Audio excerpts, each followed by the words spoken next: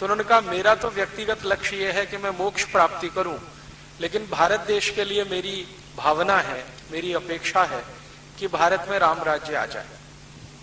ये जो राम राज्य की बात गांधी जी ने बार बार कही, इस पर बहुत कुछ उन्होंने लिखा, बोला, लेकिन जब जब गांधी जी के सामने ये प्रश्न आया कि आपकी जो कल्पना है राम राज्य की वो क्या है, तो गांधी जी ने बहुत सहजता से उत्तर दिया कि जो भगवान श्री राम ने कहा वही।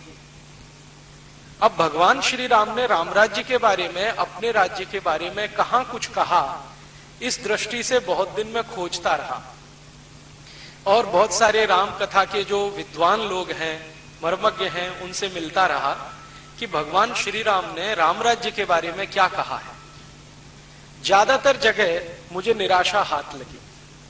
जितने भी राम कथा के वाचक हैं जिनके पास में ये प्रश्न लेके गया कि भगवान श्री राम ने राम राज्य के बारे में क्या कहा, अपने राज्य के बारे में क्या कहा, राम राज्य होता कैसा है, उसकी सेना कैसी होती है, उसकी अर्थव्यवस्था कैसी होती है, उसके नियम कायदे कानून कैसे होते हैं, आखिर वो राज्य है तो उसकी राजनीति क्या है, उसकी सीमाएं कैसी हैं, ऐसे ऐसे प्रश्नों को लेकर जब जब मैं साधु संतों से, रामकथा मर्मज्ञों से मिलता रहा तो निराशा ही हाथ लगी, क्योंकि बहुत कोई उचित और स्पष्ट उत्तर उनके यहां से नहीं मिला। फिर कई जगह मुझे यह सुनने को मिला कि ये रामकथा तो अपनी भावना की चीज है, हम उसको कहते हैं, गाते हैं, हमें अच्छा लगता है, लेकिन इसमें से देश की किसी समस्या का समाधान निकलता है या भारत की सभी समस्याओं का समाधान निकलता है, ऐसा महात्मा गांधी मानते थे। उस दृष्टि से विचार किसी ने किया नहीं। फिर मैंने सोचा कि गांधी जी को फिर से पढ़ा जाए कि उन्होंने राम राज्य के बारे में कहीं तो कोई इशारा किया होगा। फिर पढ़ा, बार बार पढ़ा, तो अंत में उनका एक छोटा सा संकेत मिला कि राम की जो कथा है उसी कथा में ये सब है, दिख जाएगा, मिल जाएगा। राम कथा को मैंने फिर पढ़ना शुरू किया। सबसे पहली राम कथा मैंने पढ़ी तो श्री रामचरितमानस, और वो पढ़ने के पीछे दो बड़े आधार थे।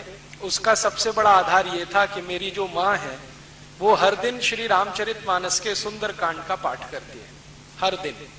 ये उनका दैनिक कर्म है, और जब तक वो सुंदर कांड का पाठ नहीं करती हैं तब तक वो ना खाना बनाती हैं, ना किसी को खिलाती हैं, ना खाने देती हैं। तो कानों में उनके शब्द गूंजते रहे। बचपन से मैं वो सुंदर कांड पढ़ता रहा माँ के माध्यम से। कभी कभी उन्होंने मुझे पढ़ने के लिए भी बिठाया।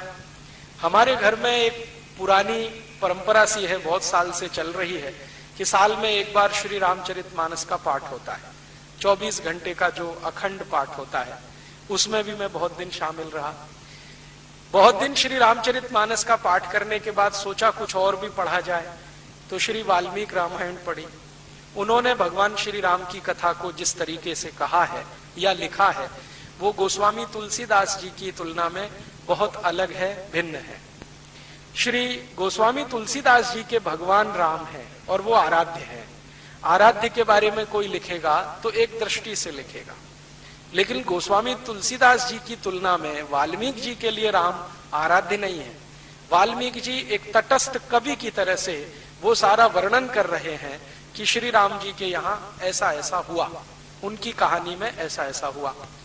मेरे एक बहुत नजदीकी और जिनको मैं बहुत मानता हूं अपने जीवन में, एक गुरु हैं श्री धर्मपाल जी। उनको एक बार मैंने चर्चा की तो श्री धर्मपाल जी ने कहा कि देखो, अगर तुम राम राज्य को ही समझना चाहते हो राम कथा में से, तो भारत में राम कथा लिखने वाले जो दक्षिण भारतीय कवि हैं या बड़े महान लोग हैं, उसको भी जरा देखो। मैंने पूछा क्यों? तो उन्होंने कहा उसमें तुमको बिल्कुल भिन्न दृष्टि मिलेगी। तो दक्षिण भारत में मैं पिछले कुछ वर्षों से घूमता हूं, तो वहां जो राम कथाएं लिखी गई हैं उनमें सबसे ज्यादा चर्चित और सबसे ज्यादा मानी जाने वाली कंब रामायण है। कंब तमिल के एक बहुत बड़े ऋषि हुए, बहुत बड़े ऋषि हुए। जैसे हम वाल्मीकि का अपने यहाँ स्थान मानते हैं, गोस्वामी तुलसीदास का मानते हैं, वैसे ही तमिल समाज के लोग कंब ऋषि को बहुत ऊंचा मानते हैं। तो कंब एक बड़े ऋषि हुए, उन्होंने श्री राम जी की कथा लिखी है और उसको दक्षिण भारत में कंबन रामायण के रूप में जाना जाता है।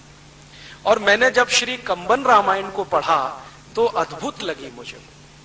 ऐसा लगा कि मुझे बहुत सारा ज्ञान आसानी से उसमें मिल गया। फिर श्री राम जी की कथा एक बहुत बड़े कवि ने भी लिखी है, आप सब जानते हैं, मध्य भारत के एक बड़े कवि श्री कालिदास, उन्होंने श्री राम जी की कथा लिखी है रघुवंशम। अद्भुत कथा है वो भी, वो मैंने पढ़ी, बार बार पढ़ी। तो ऐसा करके 8-10 तरह की राम कथाएं या श्री राम जी की जीवनी, वो सब पढ़ने के बाद कुछ मेरे समझ में आया, वो निचोड़ आपको अगले 1-1.5 घंटे में मैं कहना चाहता हूं। इस बात का आप ध्यान रखेंगे कि मैं जो भी कुछ कह रहा हूं वो भारत की वर्तमान समस्याओं के समाधान के संदर्भ में कहूंगा कि राम जी की कथा में से भारत की समस्याओं के समाधान कैसे निकले। आज की जो समस्याएं हम देख रहे हैं अपने देश में, राजनीति के स्तर पर हो या सामाजिक समस्याएं हो, हमारी सभ्यता में आई हुई समस्या हो या संस्कृति के स्तर पर हो, इन सभी के समाधान राम जी की कथा में से मुझे दिखाई देते हैं। और अब मुझे समझ में आता है कि महात्मा गांधी किस राम राज्य की बात करते थे। गांधी जी जब बार बार कहते थे कि अगर भारत में राम राज्य हो जाए तो सब समस्याओं का समाधान हो जाए, अब मुझे उस बात पर बिल्कुल स्पष्टता है और दिखाई देता है कि अगर इस देश को राम राज्य के रास्ते पर ले जाएं तो कैसे समस्याओं का बहुत सरल और सुखद समाधान हमें मिल सकता है।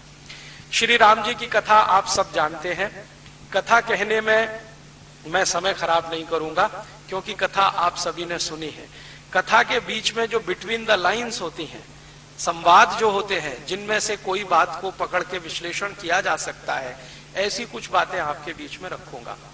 और श्री राम के चरित्र में जो बातें मुझे बहुत अच्छी लगती हैं वो भी आपसे मैं शेयर करने की कोशिश करूंगा।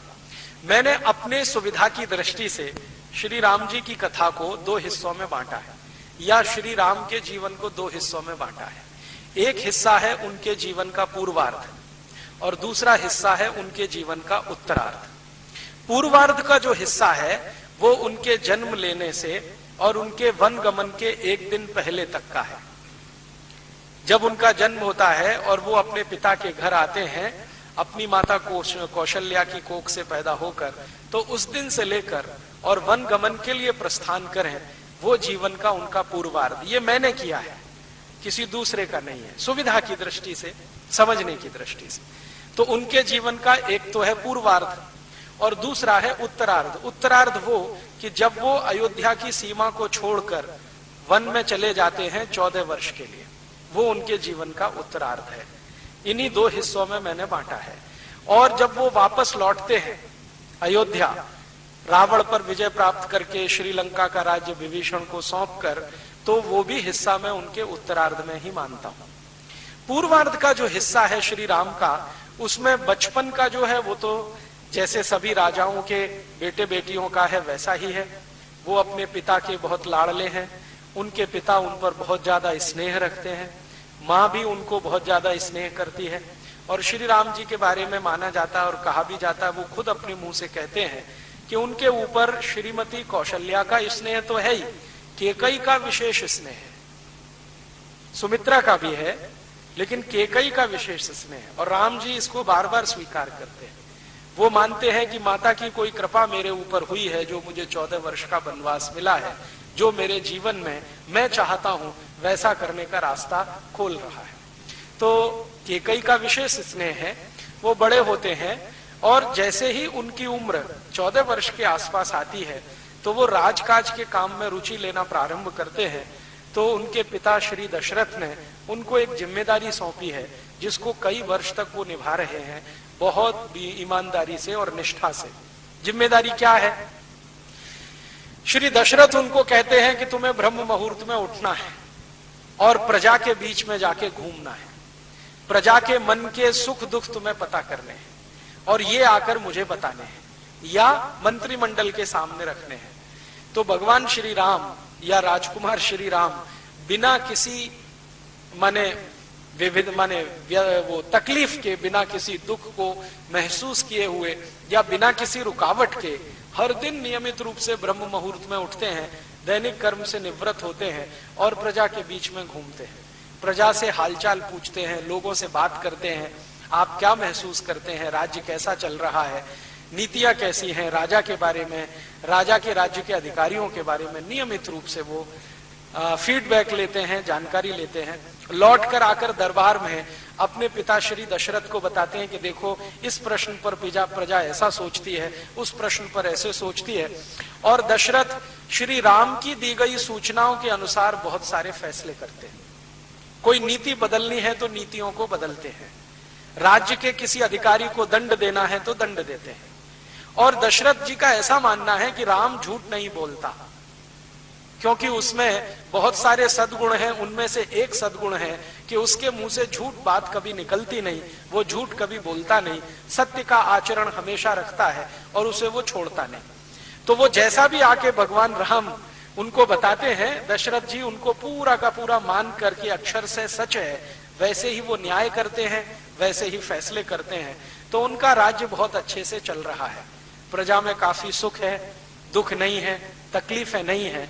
तो श्री राम जी के 14 वर्ष के आसपास की उम्र का समय इस कार्य में बीत रहा है।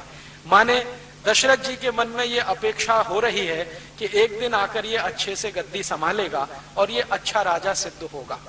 और राम जी भी अपना कर्तव्य मानकर उसको नियमित रूप से कर रहे हैं।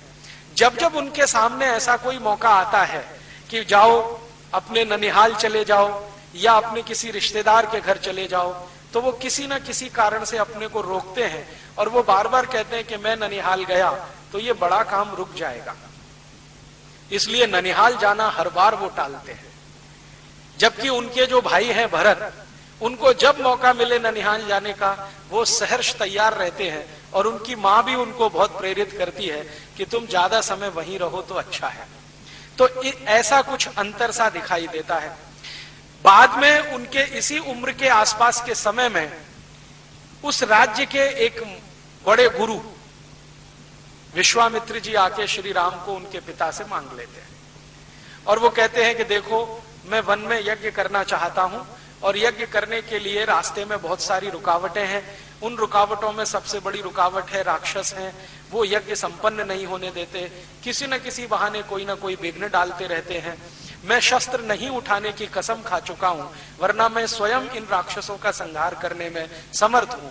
तो मुझे आप अपना बेटा दीजिए जो इन राक्षसों का संहार करे और मेरा यज्ञ निर्विघ्न संपन्न करे। बाद में विश्वामित्र जी दशरथ के दरबार में आकर पूरी कहानी सुनाते हैं कि इन राक्षसों ने कैसा उत्पीड़न कर रखा है, कैसा अत्याचार मचा रखा है, कैसे ये सब चीजों को तहस नहस करने में लगे हुए हैं, आदि आदि। आप जानते हैं कि राजा दशरथ के जो गुरु हैं वो वशिष्ठ हैं, लेकिन विश्वामित्र भी उनसे कुछ नीचे नहीं है। वशिष्ठ की राज दरबार में बहुत इज्जत है, सम्मान है, लेकिन विश्वामित्र का समाज में बहुत सम्मान है। उस समय का जो समाज है, उस समाज में विश्वामित्र की ऊंचाई बहुत है और राज्य के अंदर वशिष्ठ की ऊंचाई है।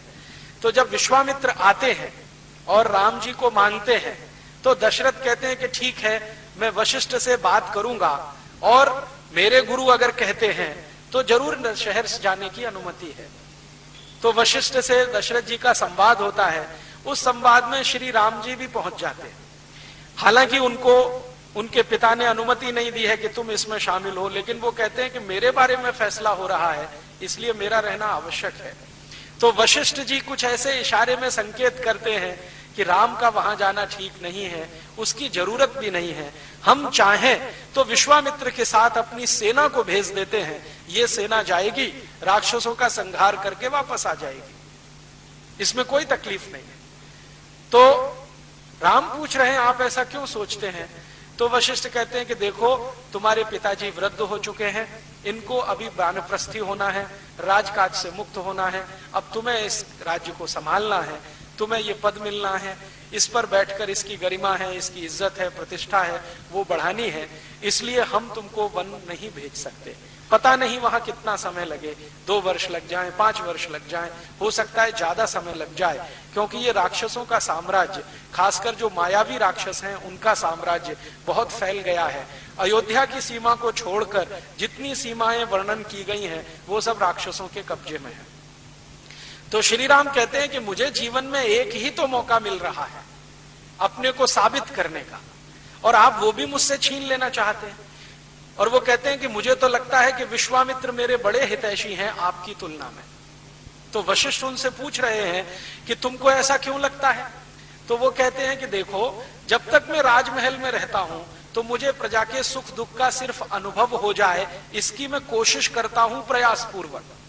लेकिन अगर मैं राजमहल छोड़ के चला जाऊं और जंगल में रहने लगूं ऐसे ही जैसे सामान्य प्रजा रहती है, तो मुझे प्रयास पूर्वक अनुभव नहीं करना पड़ेगा, आसानी से मुझे अनुभव होने लगेगा। तो जब तक मैं ये राजमहल के सुख नहीं छोड़ूंगा तब तक मुझे दुख का अनुभव होगा नहीं, और जब तक दुख का अनुभव नहीं होगा तब तक न्याय और अन्याय का अंतर मुझे नहीं पता होगा, श्रेय और प्रेय का अंतर नहीं मालूम है, क्या अभीष्ट है क्या नहीं है ये मैं समझ नहीं पाऊंगा, इसलिए मुझे तो जाना ही है। अब इस तरह के वाक्य जब वो बोलते हैं तो वशिष्ठ जी कहते हैं कि फिर ठीक है, जैसी तुम्हारी इच्छा। तो श्री राम जी कहते हैं मेरी इच्छा नहीं, ईश्वर की इच्छा, ईश्वर की इच्छा। तो वो कहते हैं वो कैसे? तो उन्होंने कहा ये ईश्वर की इच्छा है कि मैं जाऊं, वरना विश्वामित्र ऐसे ही नहीं आए हैं। विश्वामित्र खुद इतने तपस्वी हैं और बलशाली हैं जिन्होंने अद्भुत अद्भुत किस्म के अस्त्र और शस्त्रों का निर्माण किया है।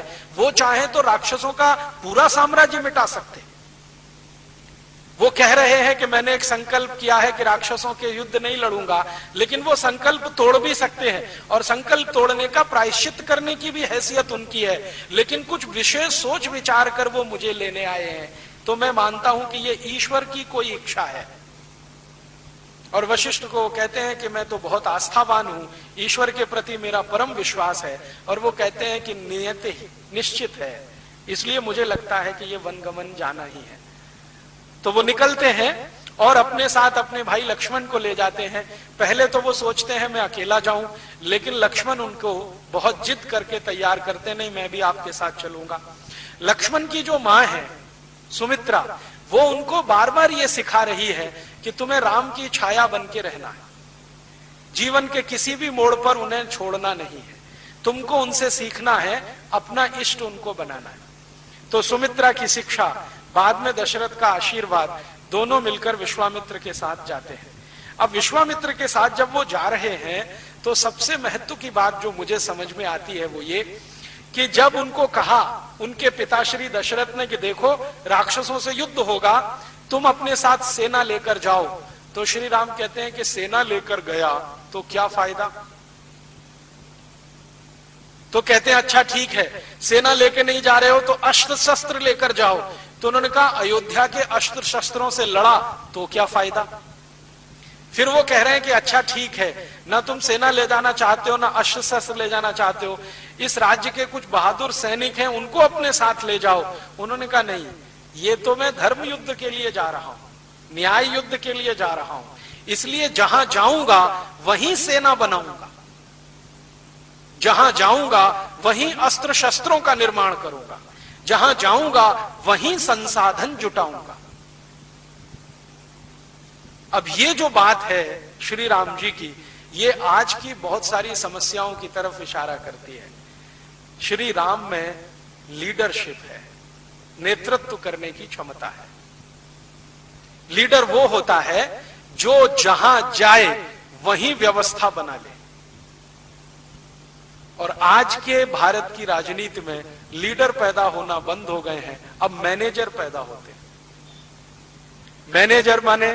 मैनेजर माने वो जिसको सब कुछ दिया जाए तब कुछ करे। हमारे आज के नेता पता है क्या कहते हैं? टीए चाहिए, डीए चाहिए, एचआरए चाहिए, बेसिक सैलरी में इतने सारे इमोल्यूमेंट्स चाहिए, इतने करोड़ रुपए का खर्चा चाहिए, ऐसी गाड़ियां चाहिए, एसी फर्स्ट क्लास का पास चाहिए, हवाई जहाज की नियमित यात्राएं चाहिए, तब जाकर हम कुछ करेंगे। तो ये लीडर नहीं है, ये तो मैनेजर है। क्योंकि किसी कंपनी में हम मैनेजर को नियुक्त करते हैं तो उसके लिए सब सुविधाएं जुटा कर देते हैं। एक एसी चैम्बर होता है, गाड़ी होती है, टेलीफोन होता है, मोबाइल फोन होता है, सब कुछ होता है। सुविधाएं जुटाकर हम देते हैं, तब जो काम करता है वो मैनेजर होता है। और बिना सुविधाओं के काम करके जो बना लेता है वो लीडर होता है। तो श्री राम में लीडरशिप है, और उनको अपनी लीडरशिप पर इतना भरोसा है कि वो कह रहे हैं कि मैं वन में चला गया, आप परेशान मत हो, जो वन में रहने वाले लोग हैं उन्हीं के बीच से सेना खड़ी करूंगा। उनके पास जो संसाधन है उन्हीं संसाधनों से अपने काम चलाऊंगा। कभी मैं अयोध्या राज की सेना मांगने के लिए नहीं आऊंगा। हां, जरूरत पड़ेगी तो गुरु विश्वामित्र का निर्देश लेता रहूंगा और युद्ध नीति में उनसे कुछ सीखता रहूंगा, लेकिन मांगने तो नहीं आऊंगा। उनका अपना आत्मविश्वास इतने गजब का है। और वो लक्ष्मण को पूछते हैं, तुम्हें मंजूर है? हम बिना सेना के जा रहे हैं, बिना दास दासियों के जा रहे हैं, बिना संसाधनों के जा रहे हैं, हम अपना रथ भी लेके नहीं जा रहे हैं, रथ भी यहीं छोड़ेंगे। अयोध्या की सीमा खत्म हो जाएगी, उसके बाद रथ आगे नहीं जाएगा, पैदल ही जाना पड़ेगा। जैसे विश्वामित्र कहेंगे वैसे ही करना पड़ेगा। कंदमूल खाने पड़ेंगे, जंगलों में सोना पड़ेगा, पेड़ के नीचे कुटिया बनानी पड़ेगी। हो सकता है कि बहुत सारे कीड़े मकोड़े हमें परेशान करें, उनके बीच में सुरक्षित रहना पड़ेगा। तैयार हो? तो लक्ष्मण कहता है, इसमें पूछने की क्या बात है? तो वो कहते हैं, नहीं नहीं, अभी तक तुमने दुख देखा नहीं है, अभी तो राजमहल के सुख में तुम रहे हो।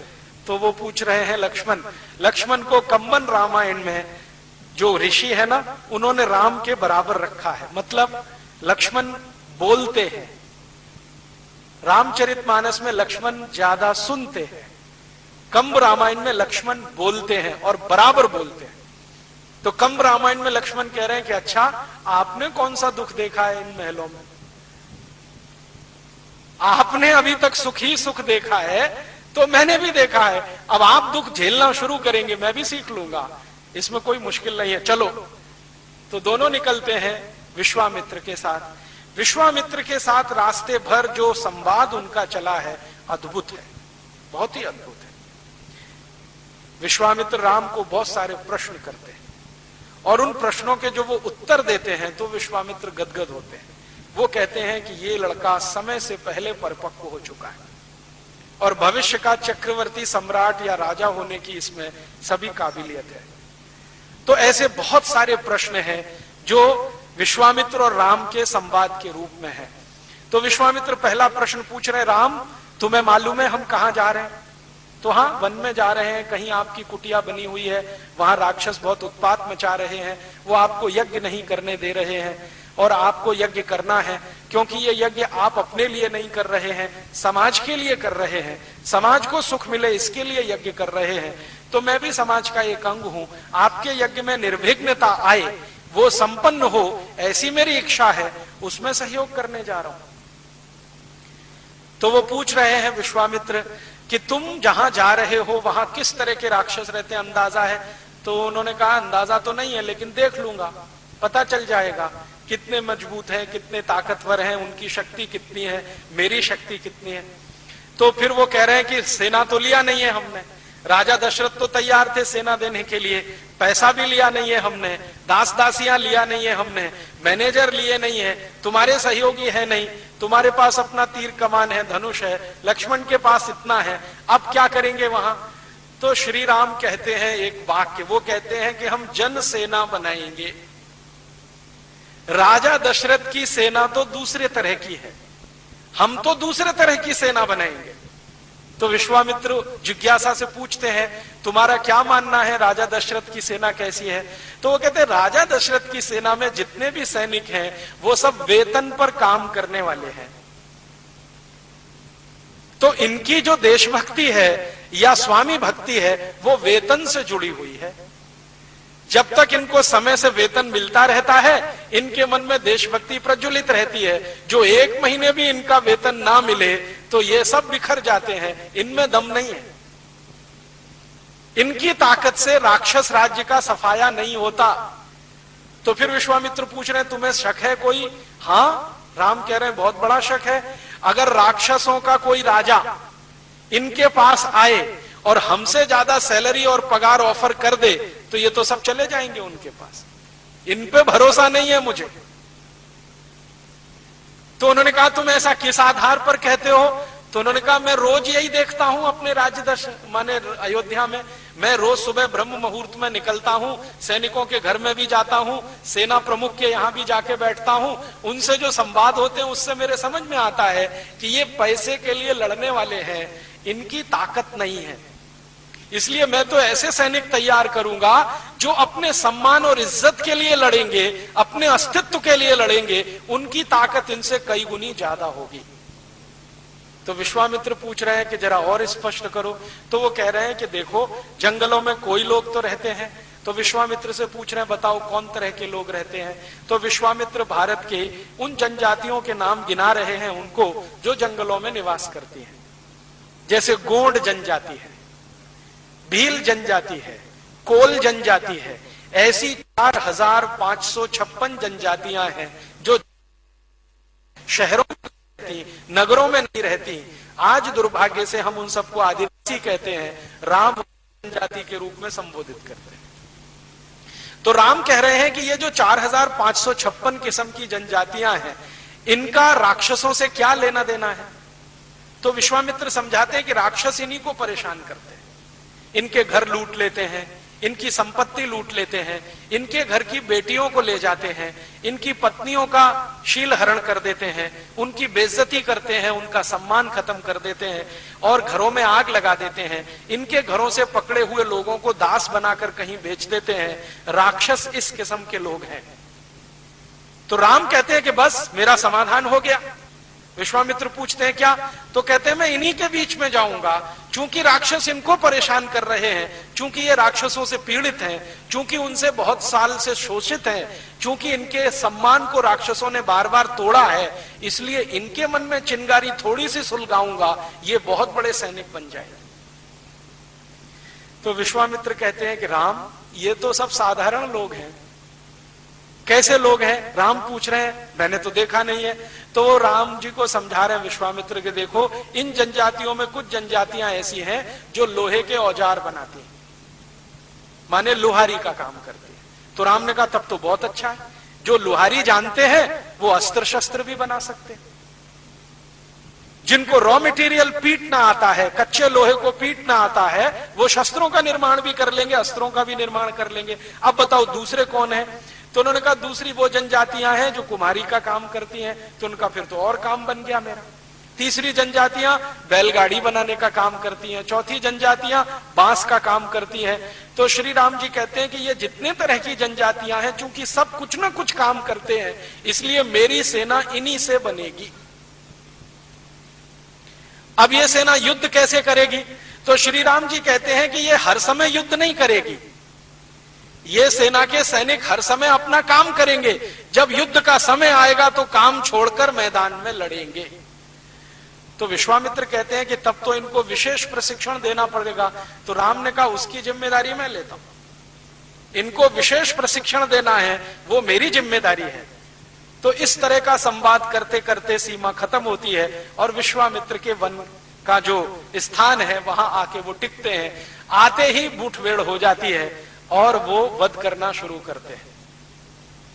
आप जानते हैं कि जो सबसे बड़ी राक्षसनी का वध किया है वो ताड़का है, और उस ताड़का का वध करने में उनको सब समझ में आ जाता है कि ये राक्षसों की राज्य व्यवस्था कैसी है, इनकी नीतियां कैसी हैं, न्याय कैसे हैं, कानून कैसे हैं, आदि आदि। तो राम और लक्ष्मण एक दूसरे से संवाद करते हैं कि हम कुछ भी करेंगे, इन राक्षसों का सफाया करेंगे, क्योंकि ये धर्म के विरुद्ध है, न्याय के विरुद्ध है। तो लक्ष्मण जी पूछते हैं, भैया ये न्याय क्या होता है, अन्याय क्या होता है? तो जो सुंदर परिभाषा उन्होंने दी है वो आज 5,13,000 साल के बाद भी उतनी ही सुंदर है। राम जी कह रहे हैं कि देखो, जब कोई अपने स्वार्थ को छोड़कर स्वार्थ के लिए लड़ता है वो सब अन्याय होता है। ये है राम की परिभाषा। जो व्यक्ति स्वार्थ को छोड़कर परमार्थ के लिए लड़ता है, दूसरों की इज्जत बढ़ाने के लिए लड़ता है, दूसरों का सम्मान बढ़ाने के लिए लड़ता है, दूसरों की रोजी रोटी बचाने के लिए लड़ता है, वो सबसे बड़ा न्यायी है। और जो दूसरों की परवाह ही नहीं करता, सिर्फ अपने ही स्वार्थ में डूबा रहता है, राम कहते हैं उससे ज्यादा अन्यायी दूसरा कोई नहीं है। आज की समय में देख लें, ये परिभाषा बिल्कुल सटीक बैठती है। आज कलयुग आ गया है, राम जी का युग तो चला गया है। 5,13,000 साल से कुछ ज्यादा समय बीत गया है। आज भी यही दिखाई दे रहा है इस समाज में कि जो अपना स्वार्थ छोड़कर समाज के लिए, सामाजिक लोगों के लिए काम करे, वही महात्मा गांधी होता है, वही लोकमान्य तिलक होता है, वही भगत सिंह, उधम सिंह होता है। और उन्हीं के सामने हम अपना सिर झुकाते हैं। और जो सब कुछ परमार्थ छोड़कर स्वार्थ में डूबा रहता है, वो भले ही हजारों करोड़ लोगों को या हजारों करोड़ की संपत्ति का मालिक हो, समाज उसको भूल जाता है, 10 दिन भी याद नहीं करता। हजारों करोड़ की संपत्ति के मालिकों का स्वर्गवास होता है। मैं पिछले 20 साल से, जब से मेरी समझ बनी है, देख रहा हूं 10 दिन के बाद 11वें दिन कोई याद नहीं करता। फिर उनको याद कराने के लिए अखबार में कुछ करोड़ रुपए के विज्ञापन देने पड़ते हैं कि हाँ, हमारे सेठ जी का आज स्वर्गवास हुआ था, हम उनको याद कर रहे हैं। माने करोड़ों रुपए का विज्ञापन खर्च कर रहे हैं। समाज उनको याद नहीं करता है। महात्मा गांधी को याद करने के लिए कोई विज्ञापन नहीं देना पड़ता है। भगत सिंह को याद करने के लिए कोई विज्ञापन नहीं लगता, उधम सिंह को याद करने के लिए विज्ञापन नहीं लगता।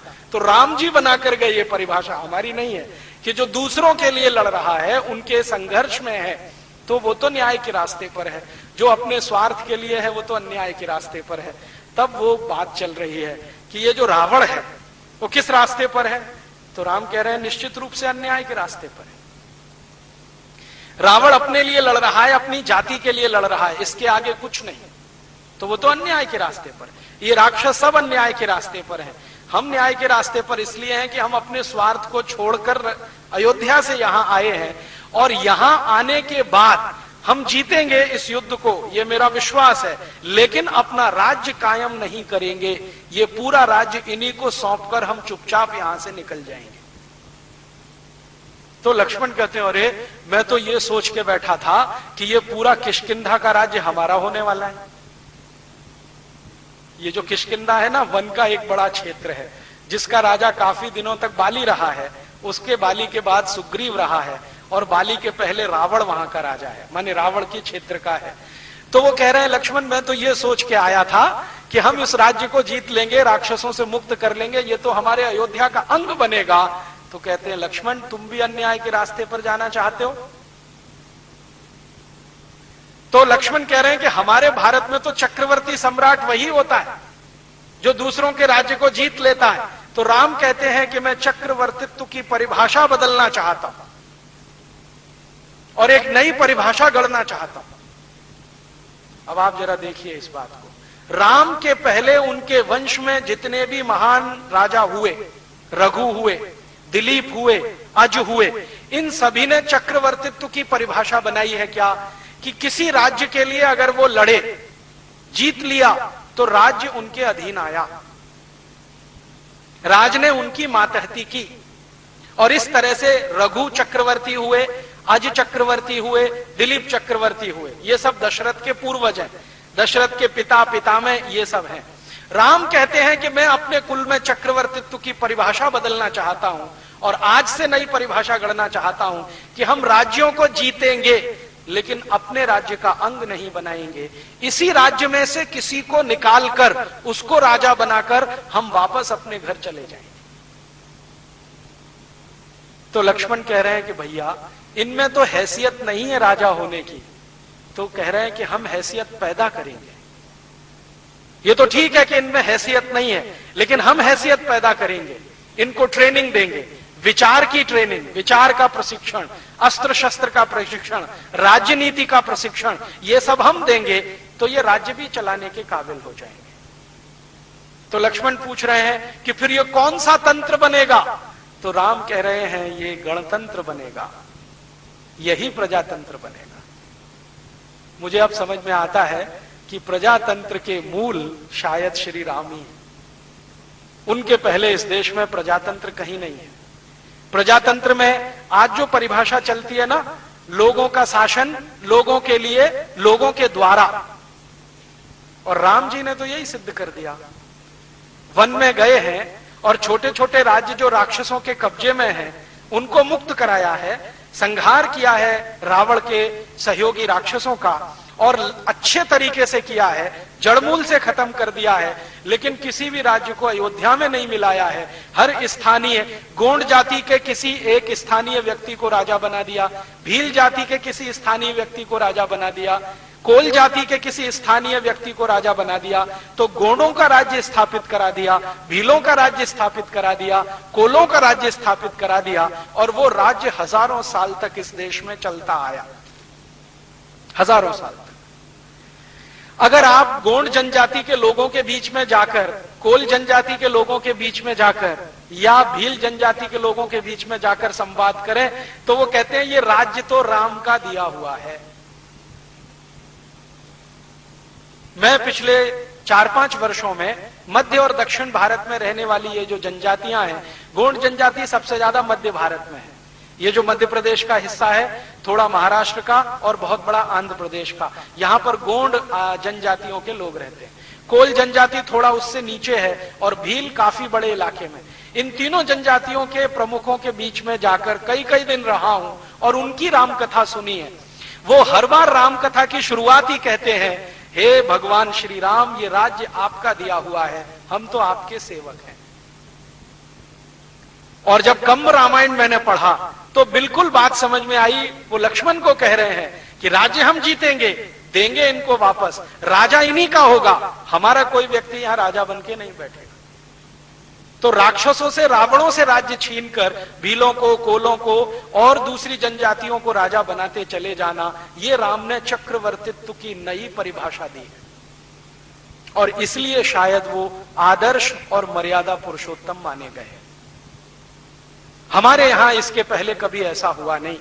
श्री राम जी के पहले का जो भी इतिहास भारत का पढ़ाता रहा है, या जिसको भी थोड़ी समझ है, वो ये है कि जिस भी राजा ने दूसरे को जीत लिया, अपने मातहत उसने कर लिया। लेकिन श्री राम कहते हैं कि जीता और उन्हीं में से किसी को राजा बनाया। फिर ये कहानी का एक हिस्सा पूरा होता है। भगवान श्री राम विश्वामित्र का यज्ञ अच्छे से संपन्न करा के वापस निकलने को तैयारी होती है, तो विश्वामित्र कहते हैं कि देखो, ईश्वर की एक इच्छा और है, अभी एक तो हो गई, वन में यज्ञ संपन्न हो गया, वन के जो मालिक हैं उनको उनका राज्य मिल गया, ईश्वर की एक इच्छा तो पूरी हुई, अभी दूसरी बाकी है। राम पूछते हैं वो क्या? कि तुम्हारा विवाह, वो भी ईश्वर की इच्छा से ही निश्चित है। तो राम जी पूछ रहे हैं विश्वामित्र से कि आपने कहां देखा है मेरे विवाह के लिए? तो कहते हैं मैंने देखा है और तय भी कर लिया, विवाह तुम्हारा वहीं होना है। कौन है, क्या है? तो राजा जनक की कहानी उनको वो सुनाते हैं कि एक राजा जनक है, उनकी एक पुत्री है जिसको उन्होंने उत्पन्न तो नहीं किया है, लेकिन उसको पुत्री की तरह से पाला है। तो राम पूछते हैं कि उन्होंने उत्पन्न नहीं किया है, माने वो उनके कुल की नहीं है? कि हाँ, कुल की नहीं है। तो कहां से मिली? तो कहते हैं खेत में मिली है, मिट्टी में मिली है, खेत में मिली है। तो उसके कुल का पता नहीं है, किस कुल की है, कौन उसका असली पिता है, कौन उसकी असली माता है, पता नहीं है, खानदान का मालूम नहीं, कुल का मालूम नहीं, और तुम्हारा विवाह वहीं होना है। तो श्री राम कहते हैं कि पिताजी से पूछा है? तो राम जी को विश्वामित्र कह रहे हैं कि पूछे न पूछे, ये तो हरि की इच्छा है, होना तो वहीं है। तो राम पूछ रहे हैं कि क्या ईश्वर मेरे हाथों कोई दूसरा भी ऐसा काम कराना चाहता है? तो कहते हैं हाँ, जिस लड़की का कुल पता नहीं, जिसके माँ बाप का पता नहीं, जिसका असली खानदान क्या है उसका पता नहीं, जब श्री राम तुम उससे शादी करोगे तब उसको जो प्रतिष्ठा मिलेगी तो एक दूसरी मर्यादा बनेगी। तो श्री राम कहते हैं कि अच्छा ठीक है, आपको ऐसा ही लगता है कि इसमें भी कोई मर्यादा बन रही है, मैं सहर्ष तैयार हूं। तो लक्ष्मण कहते हैं सोच लो भैया, दूसरा मौका नहीं मिलेगा। तो विश्वामित्र मुस्कुराते हुए कहते हैं क्यों नहीं मिलेगा? तुम्हारे पिता ने तो 3-3 शादियां की हैं, तुम चाहो तो दूसरी कर लेना, तीसरी भी कर लेना। तो श्री राम कहते हैं हाँ, लेकिन पिता से वो गलती हुई है। तो विश्वामित्र कहते हैं तुम मानते हो ये गलती हुई है? कि हाँ, ये गलती हुई है। तो तुम अगर मानते हो ये गलती हुई है तो कौशल्या ही तुम्हारी मां नहीं है, केकई भी है, सुमित्रा भी है, और तुम ये भी मानते हो कि तुम्हारे पिता ने 3 शादियां करके गलती की है, तो फिर ये कैसे है? ये तो द्वंद्व है। तो उन्होंने कहा कि शादियां कर ली हैं तो मैंने उनको मां मान लिया है, लेकिन मेरा मन कहता है कि पिता ने ये गलती की है। तो फिर विश्वामित्र कहते हैं कि तुम्हारे पिता ने कोई गलती नहीं की है, तुम्हारे जो दादा परदादा थे उन्होंने भी यही किया है। और राम का जो वंश है, जिसको रघुवंश कहते हैं, रघुवंश के सभी राजाओं ने एक से ज्यादा शादियां की हैं, अर्थात सभी के पास एक से ज्यादा पत्नियां हैं। तब राम कहते हैं कि गुरुदेव, मैं आपके सामने संकल्प करता हूं कि मैं दूसरी मर्यादा एक पत्नी व्रत की सिद्ध करके रहूंगा। तो वो पूछते हैं कैसे, क्यों? तो वो कहते हैं कि मैंने अपने महल में देखा है, कौशल्या दशरथ की पहली पत्नी है, जैसे ही दूसरी आई तो कौशल्या के प्रति दशरथ में उपेक्षा भाव आया, और तीसरी आई तो कौशल्या और सुमित्रा के प्रति उपेक्षा भाव आया, और केकई के प्रति समर्पण भाव आया, और उसी समर्पण भाव का परिणाम है कि हमारे महल में बहुत कुछ ऐसा हुआ जो होने लायक नहीं है। तो दशरथ कहते हैं, राम तुम समय से पहले परिपक्व हो चुके हो। तो वो कहते हैं कि गुरुदेव, मैं परिपक्व हुआ हूं इतना मुझे नहीं मालूम, लेकिन ईश्वर मुझसे बहुत कुछ कहलवाता है, मुझे कई बार मालूम नहीं होता मैं क्या कह जाता हूं। तब श्री राम को लक्ष्मण जी कह रहे हैं कि अगर ये भगवान राम या श्री राम या मेरे भाई अगर एक पत्नी व्रत का संकल्प लेते हैं तो मैं आजीवन इनके चरणों की वंदना करूंगा, आजीवन इनके चरणों की वंदना करूंगा, और मैं ये कहूंगा जोर जोर कर कि मेरे भाई के चरण मेरे पिता के चरण से ज्यादा पवित्र है। और लक्ष्मण को कहते हैं राम डांटते हुए कि देख, दशरथ पिता हैं। तो लक्ष्मण उत्तर दे रहे हैं कि भले वो मेरे पिता हैं, लेकिन चरित्र में उतने ऊंचे नहीं हैं जितने आप हैं। और लक्ष्मण कह रहे हैं कि कोई कितना भी महान राजा हो, कोई कितना ही महान सेनापति हो, कोई कितना ही महान करोड़पति हो, कोई कितना ही महान विद्वान हो, अगर उसका चरित्र नहीं है तो वो कुछ भी नहीं है। तो राम को वो कह रहे हैं कि भारत की भारतीयता तो चरित्र पर जाती है, बाकी सब चीजें गौड़ हो जाती हैं। मैं देख रहा हूं कि अगर आप एक पत्नी व्रत का संकल्प ले रहे हैं तो आप चरित्र की किसी ऊंचाई की स्थापना करने जा रहे हैं, इसलिए आज से मैं आपके चरण की वंदना करने का संकल्प लेता हूं। तो विश्वामित्र को कहते हैं कि पिताजी के पास संदेश भेज दीजिए, आप जहां कहते हैं मैं विवाह करने को तैयार हूं। विश्वामित्र कहते हैं एक बार देख तो लो सीता को। तो राम कहते हैं देखना क्या है, तय हो गया है ना कि वो बिना किसी कुल की है, उसका कोई खानदान नहीं है, उसके पिता का पता नहीं, माता का पता नहीं, जनक ने उसको पाला है लेकिन उसके असली माँ बाप का पता नहीं है। मेरी धर्मपत्नी बनेगी, भार्या बनेगी तो सब कुछ उसका स्थिति स्पष्ट हो जाएगी। मैं मानता हूं कि समाज के लिए कोई आदर्श ही बनेगा।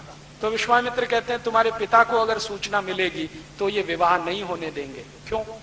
तो कहते हैं जनक से उनकी पुरानी दुश्मनी है, और आप जानते हैं दशरथ और जनक में दुश्मनी है, और एक दिन की नहीं है, कई पीढ़ियों की है। तो राम कहते हैं तब तो और अच्छा है, ये दुश्मनी का अध्याय ही खत्म हो जाएगा, दोस्ती शुरू हो जाएगी। तो कह रहे हैं तुम्हें ऐसा क्यों लगता है दुश्मनी खत्म कर लेनी चाहिए?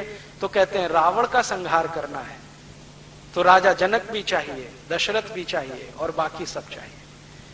और रावण का अकेले का संहार नहीं करना है, उसकी प्रशासनिक व्यवस्था, उसकी राजनीति का संहार करना है, क्योंकि वो स्वार्थ आधारित है। हमें परमार्थ आधारित राजनीति की स्थापना करनी है। तो श्री विश्वामित्र कहते हैं चलो भाई, अब जैसी तुम्हारी इच्छा, तुम्हारे पिता को बिना बताए चलते हैं। अब पहुंच जाते हैं राजा जनक के दरबार में। राजा जनक ने कहा है कि भाई मेरी पुत्री का विवाह मैं तय नहीं करूंगा, मेरी पुत्री तय करेगी।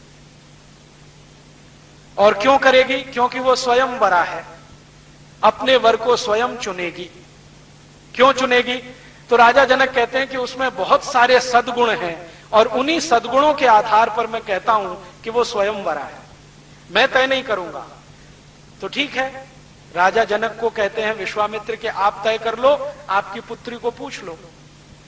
तो वो जो धनुष की कहानी है वो सीता जी की कहानी है असल में, कंब रामायण में। सीता जी ने कहा है कि ठीक है, ये जो बड़ा धनुष रखा है जो तोड़ दे मैं तय कर लूंगी। तो बड़े बड़े राजा महाराजा आए हैं, कोई तोड़ पाया नहीं है, और राम जी ने जाके उसको तोड़ दिया है। तो सीता जी ने उनको अपना पति मान लिया है। अब वो सीता जी को लेके घर वापस आते हैं तो दशरथ बहुत परेशान हो जाते हैं कि बिना मुझे बताए इस तरह से विवाह हुआ है। तो राम कहते हैं जो कुछ हुआ है ईश्वर की इच्छा से हुआ है, उसमें ना आपकी चलेगी ना मेरी चलेगी, अभी जो ईश्वर की इच्छा है वही करना है। और फिर थोड़े दिन उनका समय बीतता है और उसके बाद अचानक से वो घटना घटित होती है कि कैकेयी दशरथ से कहती है कि अब मुझे वो वर मांगने का समय आया जो कभी आपने तय किया था, मेरा पुत्र गद्दी का अधिकारी बने, ये मेरी अभीष्ट इच्छा है। अब आप इसके लिए राम को वन भेजो और मेरे वो भरत को गद्दी दिलाओ। तो दशरथ तो परेशान होते हैं, लेकिन राम को जब पता चलता है तो सहर्ष स्वीकार करते हैं और वो फिर दशरथ से कहते हैं कि इसमें भी ईश्वर की कोई इच्छा है। माने हर बार राम जी ईश्वर के प्रति अपनी भक्ति ऐसे दिखाते हैं। आस्थावान व्यक्ति कैसा होता है, जो हर चीज में ईश्वर की इच्छा को देख लेता है। लक्ष्मण को बहुत गलत लगता है, लक्ष्मण विद्रोह करने के लिए तैयार है, अपने बाप के खिलाफ बगावत करने के लिए तैयार है। ऐसा कैसे हो सकता है? आपका अधिकार है, आप सबसे बड़े हैं, गद्दी पर आपको ही बैठना है, राज्य आपको चलाना है, नीतियां आपको आती हैं, न्याय अन्याय आप समझते हैं। भरत को तो कुछ समझ भी नहीं है, वो जिंदगी भर ननिहाल में रहा है, सुखों ही सुखों में पला है, उसने दुख कभी देखा नहीं है। आपने तो दुख का भी अनुभव किया है, मैंने थोड़ा किया है, आपने ज्यादा किया, इसलिए राजा बनने के अधिकारी तो आप ही हैं। तो राम कहते नहीं, अभी राजा बनकर अगर मैं यहां बैठ गया तो इससे भी बड़े कुछ काम होने वाले हैं, वो नहीं होने, इसलिए वन गमन तो जाना है। तो वन गमन जाने का तय होता है और फिर उनके साथ उनकी भार्या धर्मपत्नी सीता और फिर लक्ष्मण भी जाते हैं और वही कहानी फिर दोहराई जाती है। राजा दशरथ कह रहे हैं कि तुम वन जा रहे हो तो दास दासियों को लेके जाओ। राम कहते हैं नहीं, तुम वन जा रहे हो तो घोड़े हाथी लेके जाओ, नहीं, तुम वन जा रहे हो तो धन संपत्ति लेके जाओ, नहीं, तुम वन जा रहे हो तो अस्त्र शस्त्र लेके जाओ, नहीं, मैं जहां जाऊंगा वहीं सेना बनाऊंगा, वहीं के संसाधनों से रहूंगा। मुझे एक साधारण व्यक्ति का जीवन बिताना है और मैं जब साधारण व्यक्तियों के बीच में साधारण बनकर रहूंगा तो उनमें ज्यादा प्रेरणा पैदा होगी और शायद वो अपना लक्ष्य हासिल कर सकेंगे। एक राजा की हैसियत से जाऊंगा तो मेरे और उनके बीच में दूरी रहेगी, ये दूरी अगर पट नहीं पाई तो जो हासिल करना है वो मिलेगा नहीं।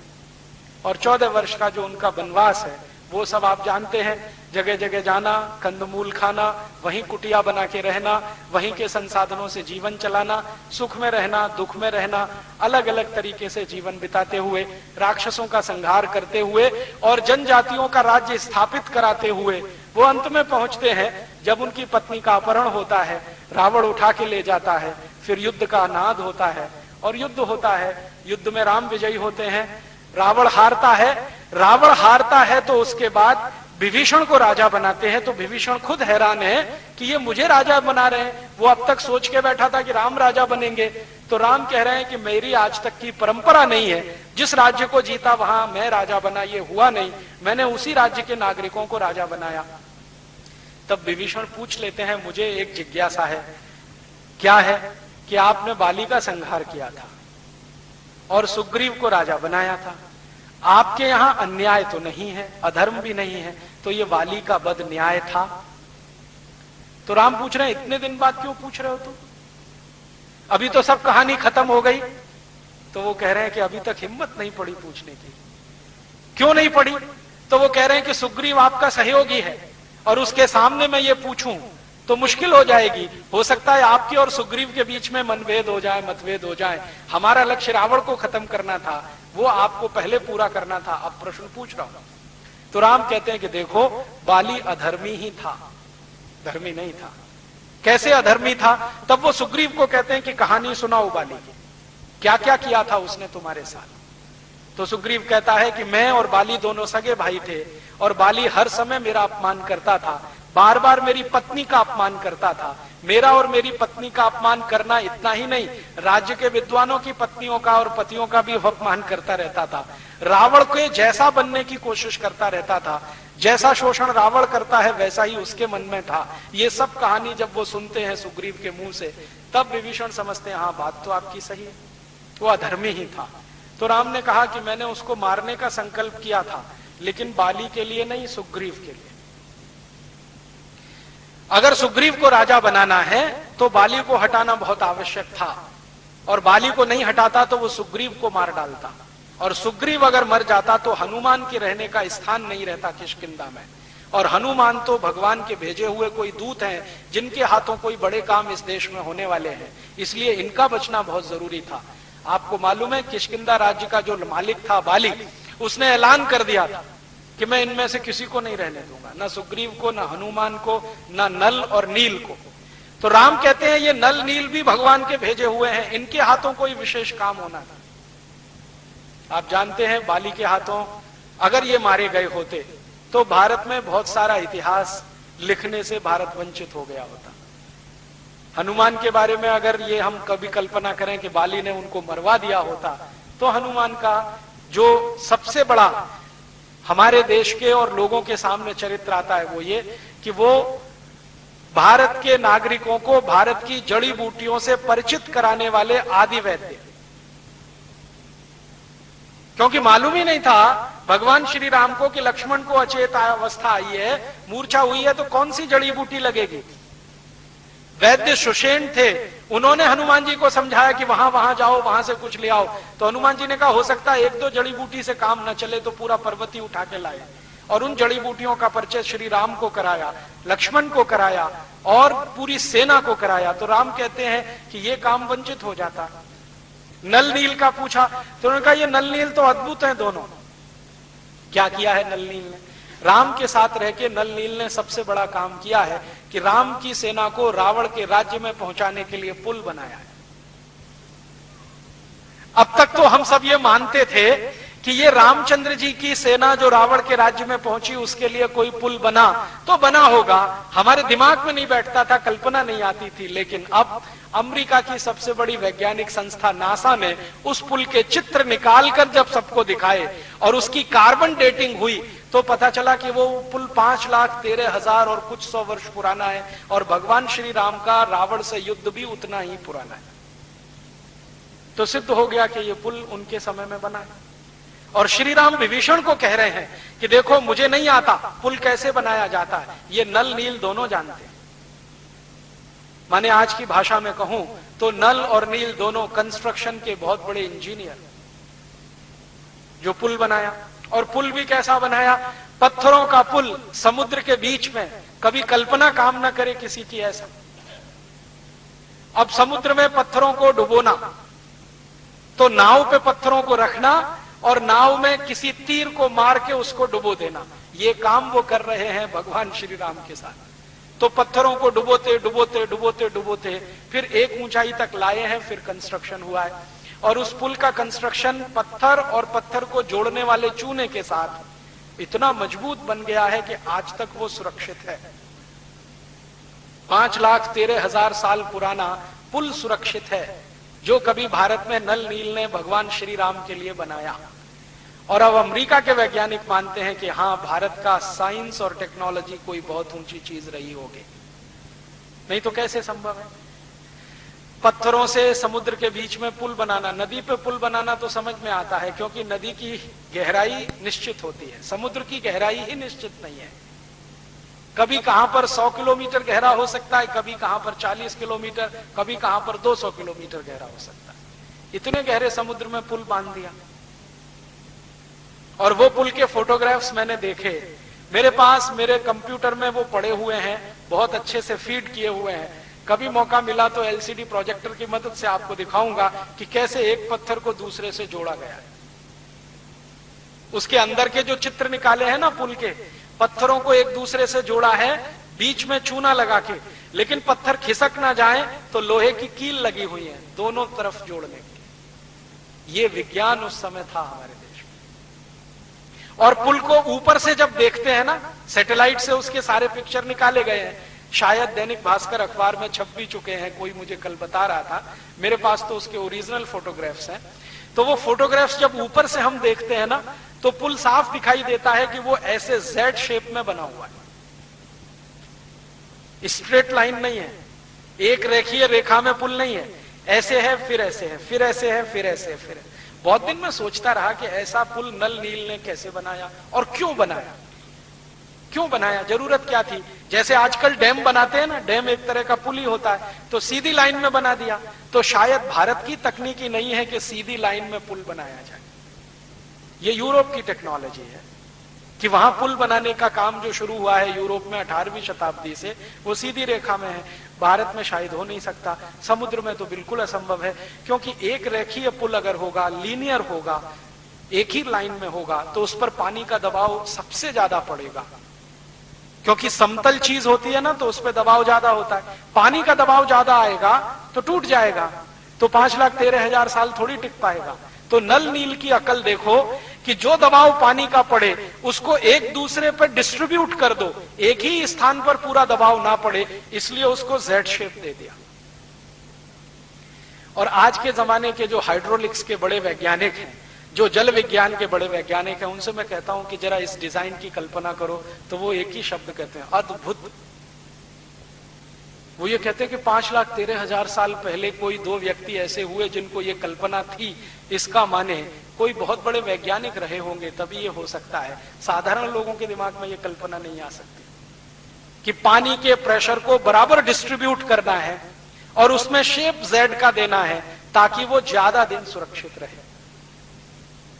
पहले जब हम चर्चा करते थे हमारे कुछ आधुनिक पढ़े लिखे मित्रों के साथ, तो वो ये कहते थे कि भारत बहुत महान था, सुना है, लेकिन इसकी महानता क्या थी वो अब दिखाई देती है। ये महानता थी 5,13,000 साल पहले इस तरह के पुल का डिजाइन कर देना, और वो इतने साल तक लगातार टिके रहना, उसके बीच में कहीं क्रैक भी नहीं है। जो सैटेलाइट ने फोटो निकाले हैं ना, इमेज, कहीं भी क्रैक नहीं है। अब वो तो भला हो हमारे दक्षिण भारत की वो जयललिता का, जिसने अभी जिद पकड़ ली थी कि इस पुल को तोड़ ही देना है, क्योंकि ये चेन्नई के रास्ते आने वाले बड़े जहाजों को रुकावट पैदा करता है। उसके खिलाफ एक बड़ा अभियान चला। अच्छा हुआ जयललिता अपने पद से निकल गई तो वो पुल बच गया, नहीं तो वो तोड़ने की तैयारी में थी। तो नेता कैसे हैं हमारे, इससे अंदाजा लगा लो। और राम के जमाने में कितनी मेहनत से बना होगा उसका अंदाजा लगा लो। इस तरह की क्वालिटी उस समय के काम में। और फिर अब समझ में आता है कि अगर ये पुल सत्य था तो सब कुछ सत्य रहा होगा। अब तक हमारे देश में कुछ ऐसे इतिहासकार हुए हैं जो वामपंथी मानते हैं, अपने को लेफ्टिस्ट मानते हैं। वो मानते ही नहीं है कि भगवान राम की कहानी कोई सत्य है। वो ये कहते हैं ये हाइपोथेसिस है। हाइपोथेसिस माने कल्पना में गढ़ी गई है। हाँ, अभी भी वो यही मानते हैं कि काल्पनिक है। और अभी ये जो पुल का हो जाना और उसके समय का वही निकल के आना जो राम का समय है, अब ये सिद्ध कर देता है कि ये सत्य है, इसमें काल्पनिकता कुछ नहीं।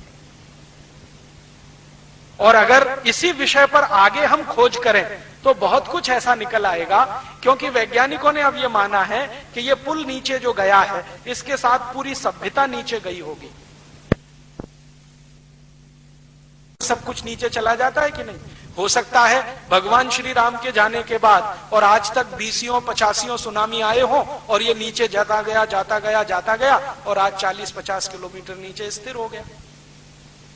और वो पुल अकेला ही नहीं गया होगा, हो सकता है लंका चली गई हो उसके साथ पूरी की पूरी नीचे। द्वारका के बारे में तो वैज्ञानिकों ने सिद्ध ही कर दिया है कि जी पूरी द्वारका तो चली ही गई थी, जो अभी भी मिलती है समुद्र के नीचे। तो हो सकता है लंका भी चली गई हो, क्योंकि सुनामी आने के पहले तो मेरी भी कल्पना काम नहीं करती थी कि ये नीचे गई कैसे होगी। लेकिन जो सुनामी में मैंने मेरी आंखों से देखा है, 20-20 मंजिल बिल्डिंग नीचे चली गई, तो ये भी चला गया होगा। और पता नहीं पिछले इतने लाख वर्षों में कितने बार सुनामी आई है, कोई कैलकुलेशन नहीं है, तो उसमें गया होगा। अब उस डूबी हुई सभ्यता पर कोई काम करे, कुछ करोड़ों रुपए के बजट इस पर निकले, तो और भी बहुत कुछ निकल आएगा। क्योंकि ये पुल अकेले में नहीं है, इस पुल की कई विशेषताएं हैं। नल और नील को राम पूछ रहे हैं कंब रामायण में कि तुमने पुल निर्माण की जो डिजाइन बनाई है जरा मुझे दिखाओ। तो नल नील कहते हैं कि डिजाइन हमने जो बनाई है वो हम आपको जरूर स्पष्ट करेंगे कि ये क्या डिजाइन है। तो वो कह रहे हैं कि इस पर से अपनी सेना तो जाएगी, दुश्मन की सेना इस पर से इधर नहीं आ पाएगी, ऐसा डिजाइन हमने बनाया। अपनी सेना तो जाएगी, दुश्मन की सेना इधर नहीं आ पाएगी। तो राम पूछते हैं इसमें क्या ऐसी खास बात है, दुश्मन की सेना नहीं आ पाएगी, हमारी चली जाएगी। तो कहते हैं अपनी सेना में ज्यादातर बंदर है और बंदर वजन में बहुत हल्के होते हैं और इनके शरीर का सारा वजन पैरों पे नहीं आता है, 4 पैरों पे आता है, वो डिस्ट्रीब्यूट हो जाता है। इसलिए इनका जाना तो आसान है। और रावण की सेना में सब 2 पाए हैं, हमारी सेना में सब 4 पाए हैं। तो ये जो 4 पाए हैं इनका चला जाना बहुत आसान है। ये 2 पाए अगर आए तो ये पुल डुबो देगा उनको, ये पक्का है, हमने ऐसी डिजाइन की है। इतना माइक्रो लेवल का कैलकुलेशन करके डिजाइन की है। मैं इंजीनियरिंग का विद्यार्थी हूं इसलिए इस बात को समझ सकता हूं कि 4 पायों का जो वजन होता है वो जब डिस्ट्रीब्यूट होता है और 2 पायों का जो वजन होता है जब डिस्ट्रीब्यूट होता है तो धरती पर भार 2 पाए का ज्यादा होता है, 4 पाए का बहुत कम होता है। और बंदर दुनिया में अद्भुत 4 पाया है जिसका वजन सबसे कम पड़ता है। बंदर के अलावा जितने 4 पाए हैं, जैसे शेर है, चीता है, बब्बर शेर है, भालू है, इनका वजन बहुत बहुत है, कई गुना ज्यादा है। तो आप कहेंगे बंदर का साइज भी तो कम है। बंदर के साइज के जितने 4 पाए हैं उनका भी वजन धरती पे बहुत पड़ता है, बंदर अकेले का नहीं पड़ता। क्यों? क्योंकि वो पूरा पंजा कभी रखता ही नहीं है, उंगलियों की पोरों से जंप लगाता है। कहीं से कूदेगा, उंगलियां टिकाएगा, पूरा पंजा नहीं रखता, ऐसे टिकाएगा फिर तुरंत जंप कर देगा। और उसमें लगातार क्षमता है जंप करते रहने की। तो वो कह रहे हैं कि हमारी सेना में तो ये बंदर बानर ज्यादा है, आप चिंता मत करो, ये पार जाएंगे, लेकिन उधर से वो आए डूब जाएंगे। ऐसी डिजाइन हमने तैयार की है। फिर पूछ रहे हैं दूसरी विशेषता बताओ इसकी। तो दूसरी विशेषता ये है कि अगर ये पुल बनेगा तो जब तक आप नहीं कहेंगे तब तक ये टूटेगा नहीं। तो कह रहे हैं मेरे कहने से मतलब, उन्होंने कहा आपके जो बाण है ना उनमें एक ही बाण ऐसा है जो इसको तोड़ने की शक्ति रखता, बाकी ये किसी से टूटने वाला नहीं है। वो जब तक आप नहीं चलाएंगे ये टूटने वाला नहीं है। तो पूछ रहे हैं क्यों? तो उन्होंने कहा हमने जो केमिकल लगाया है इसमें वो ये कैलकुलेशन करके लगाया है कि उसका रिएक्शन राम के बाण से ही हो, बाकी किसी बाण से ना हो। तो खोज कर ऐसा केमिकल लाए हैं। और आप जानते हैं कि बाण के सामने जो तीर की नोक होती है उसमें केमिकल लगा के ही चलाए जाते हैं। तो उनको मालूम है नल नील को कि राम के बाण में किस तरह के केमिकल है, तो पुल में कौन से केमिकल इस्तेमाल करने हैं, कौन से नहीं करने हैं, किसको छोड़ देना है, किसको रख लेना है, इस कैलकुलेशन से पुल है। फिर वो कहते हैं कि हाँ हम इस पुल से जाएंगे और वापस जब आएंगे तो ये कितने दिन टिकने वाला है। तो उन्होंने कहा जब तक आप चाहें तब तक। आप अगर चाहेंगे तो हम लौटते ही इसको नाश कर देंगे, आप चाहेंगे तो थोड़े दिन टिकेगा। आप विभीषण को बोल के जाओ और वो बाण इसको दे के जाओ, जब इसको मन आए वो चला दे, वो टूट जाएगा। इस तरह की विशेषताओं वाला पुल बनाकर वो गए हैं लंका में और मारकर रावण को लौटे हैं। लौटने के बाद विभीषण को कई बात कह के जा रहे हैं। उनमें से एक है कि ये तुम्हारी इच्छा है, इसको चाहो तो रखो, चाहो तोड़ देना। बाण मेरा ये है, जब चाहो तो इसको मेरा स्मरण करके छोड़ देना। अब इससे बड़ी महत्व की बात राम जी जो विभीषण को कह रहे हैं, राजा बना दिया उसको गद्दी सौंप दिया, अब विदा ले रहे हैं। तो विभीषण पूछ रहा है कि इसको चलाऊं कैसे राज्य को, ये तो सिखा दो मुझे, ये तो बता दो। तो भगवान राम एक ही बात कहते हैं कि देखो अभी मैंने सत्ता का हस्तांतरण करवाया है, प्रशासन व्यवस्था वही है जो रावण के जमाने की थी। तो जब तक तुम इस पूरी प्रशासनिक व्यवस्था को नहीं बदलोगे तुम्हारे राज्य की किसी समस्या का समाधान नहीं होगा।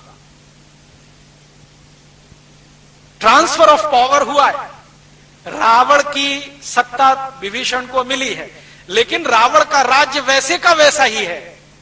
इसके मंत्री, इसके महामंत्री, इसके अमात्य, इसके महाअमात्य, इसके खजांची, इसके अधिकारी, इसकी सेना, इसका सेनापति, ये सब वैसे के वैसे ही हैं। अगर तुम चाहो तो इनको बदलो तो तुम्हारे राज्य की समस्याएं हल होंगी। जो तुमने इन प्रशासनिक व्यवस्थाओं को नहीं बदला तो एक भी समस्या का समाधान नहीं होगा, और मैं ये कह सकता हूं कि समस्याएं बढ़ेंगी।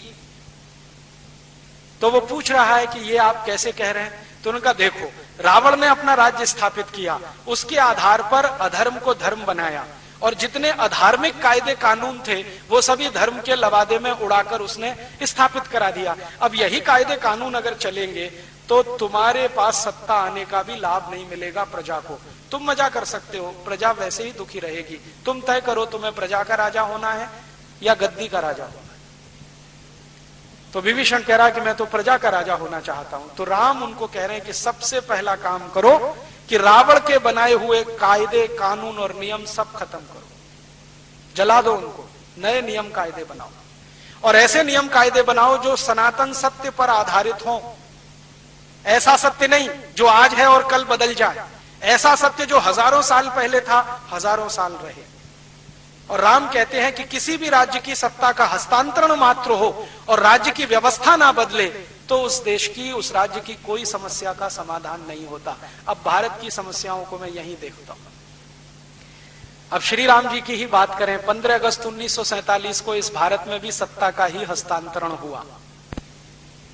इतना ही तो हुआ कि माउंटबेटन के हाथ में से सत्ता हमारे देश के पहले प्रधानमंत्री पंडित जवाहरलाल नेहरू के हाथ में आई। बाकी क्या बदला?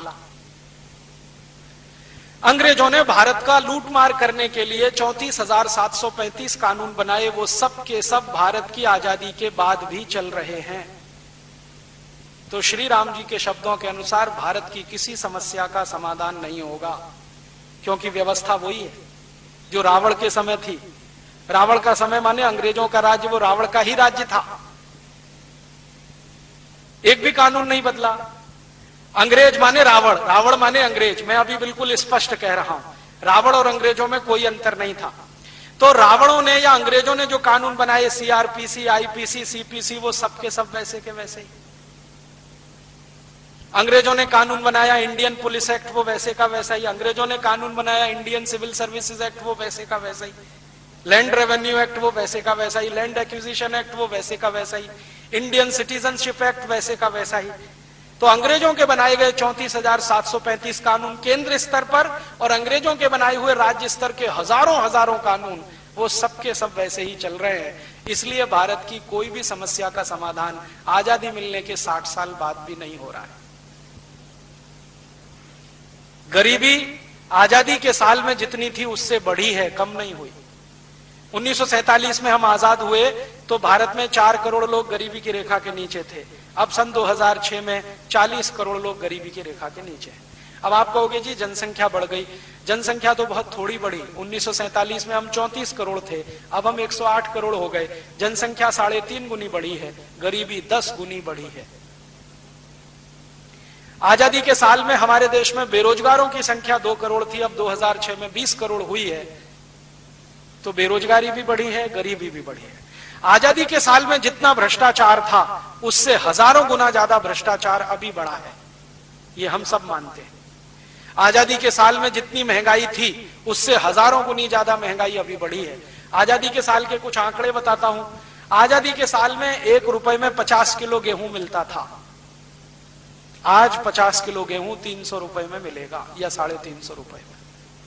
आजादी के साल में 1 रुपए में 2 किलो शुद्ध गाय का घी मिलता था। आज 2 किलो शुद्ध गाय का घी ढूंढने जाओ तो 700-800 रुपए से नीचे नहीं मिलेगा, मिलावट वाला 400 रुपए में मिल जाएगा। आजादी के साल में किसी के घर में 2-4 रुपया इकट्ठा हो जाए तो सोना खरीद लेते थे। अभी 10 ग्राम सोना खरीदने के लिए कम से कम 10,000 रुपया हो तब कल्पना हो सकती है। आजादी के साल में किसी सरकारी कर्मचारी की पगार 20 रुपए होती थी ना, तो 10-12 रुपए में घर का खर्च चलता था महीने का, 8 रुपए बचा लेता था फिर भी, और सुखी रहता था। अब आजादी के 50-60 साल के बाद 10,000 रुपए महीने की पगार अगर मिल जाए तो भी उसका घर खर्च नहीं चलता। महंगाई बहुत बढ़ी, गरीबी बहुत बढ़ी, बेरोजगारी बहुत बढ़ी, भ्रष्टाचार बहुत बढ़ा। और आजादी के साल में भारत की सरकार बोलती है कि 33% भारत की जमीन का कुल जंगल था। अब आजादी के 60 साल के बाद 70% जमीन पर ही जंगल रह गया। 17%, माने लगभग आधे जंगल खत्म हो गए आजादी के बाद। ये सच्चाई के साथ कि भारत में इंडियन फॉरेस्ट एक्ट है, फिर भी जंगल साफ होते चले जा रहे हैं। फॉरेस्ट डिपार्टमेंट है जिस पर करोड़ों रुपए खर्च होते हैं हर साल पगार के, लेकिन जंगल बढ़ नहीं रहे, कम हो रहे हैं। आजादी के बाद पर्यावरण का प्रदूषण बढ़ा है। आजादी के बाद नदियों के पानी का प्रदूषण बढ़ा है। आजादी के साल में जो गंगा पावनी होती थी, जिसका गंगा जल पीकर आप अमृत मानते थे, आज उस गंगा कई स्थानों पर ऐसी हालत में है कि आप पानी छूने की हिम्मत न करें, नहाना तो दूर की बात है। गंगा को इतना मैला कर दिया। जमुना तो इतनी मैली हो गई है कि कीचड़ ही कीचड़ दिखाई देता है, पानी ही नहीं है जमुना में। नदियों का नाश हुआ है, समुद्रों का नाश हुआ है। आजादी के साल में भारत में लगभग 6.5 लाख तालाब और तलैया थे, आज आजादी के 60 साल के बाद उसमें आधे से ज्यादा बंद हो गए हैं, या सरकारों ने उनकी जमीन एक्वायर करके उन पे बिल्डिंगें बना दी, या लैंड माफिया वाले लोगों के हाथ में वो तालाब चले गए। किसी भी शहर में देखो, एक भी समस्या हल नहीं हो रही है, हर समस्या का बढ़ता ही जा रहा है स्वरूप और प्रारूप। तो शायद श्री राम जी जो विभीषण को कह रहे हैं कि देखो, सत्ता हस्तांतरण मात्र से किसी राज्य की समस्या का समाधान नहीं होता, व्यवस्था बदलनी चाहिए, तब राज्य की समस्याएं हल होती हैं।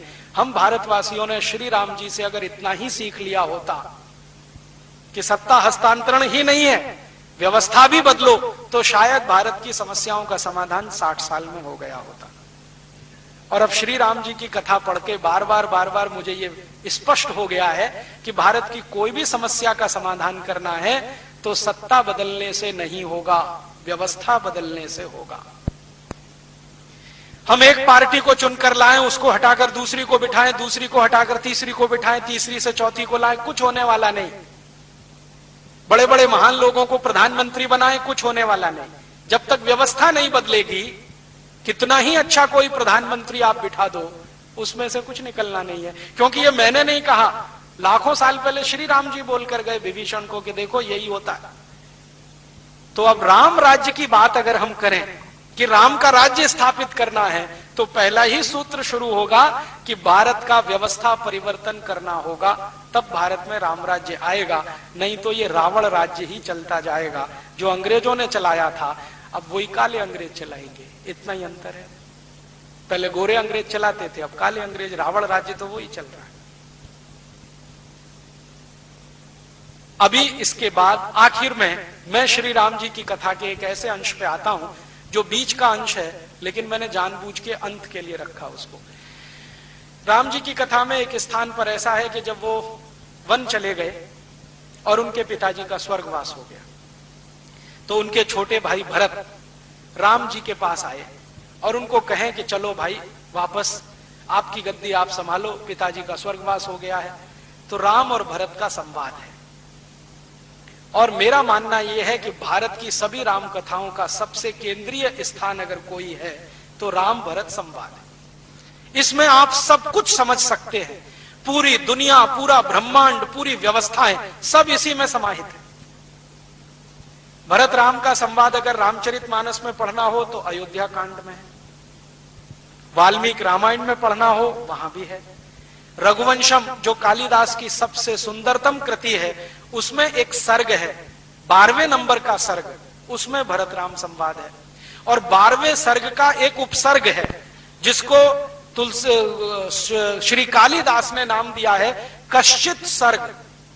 अद्भुत है, कंबन रामायण में बहुत विस्तार से है, कालिदास का रघुवंशम उसमें बहुत विस्तार से है, रामचरितमानस में थोड़ा संक्षेप में है, वाल्मीकि रामायण में भी थोड़ा विस्तार है। ये जो सर्ग है अद्भुत है। मैं मानता हूं राम कथा का इससे अच्छा कोई दूसरा वो नहीं है, हिस्सा नहीं है।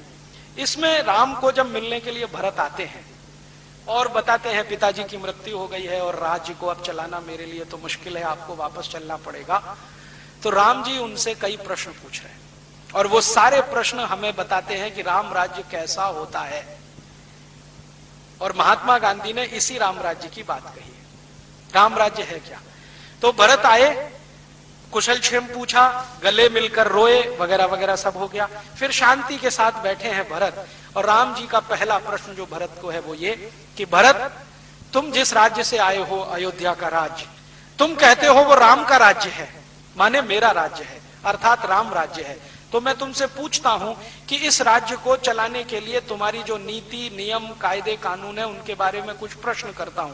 तुम उनका उत्तर अगर हाँ में देते हो तो मैं मानूंगा कि वो राम राज्य है, और ना में दे रहे हो तो मैं नहीं मानता कि वो राम राज्य है। तो भरत कह रहे हैं आप प्रश्न पूछिए, जितनी मेरी हैसियत है, क्षमता है, मैं दूंगा। तो पहला ही प्रश्न श्री राम जी पूछ रहे हैं भरत से।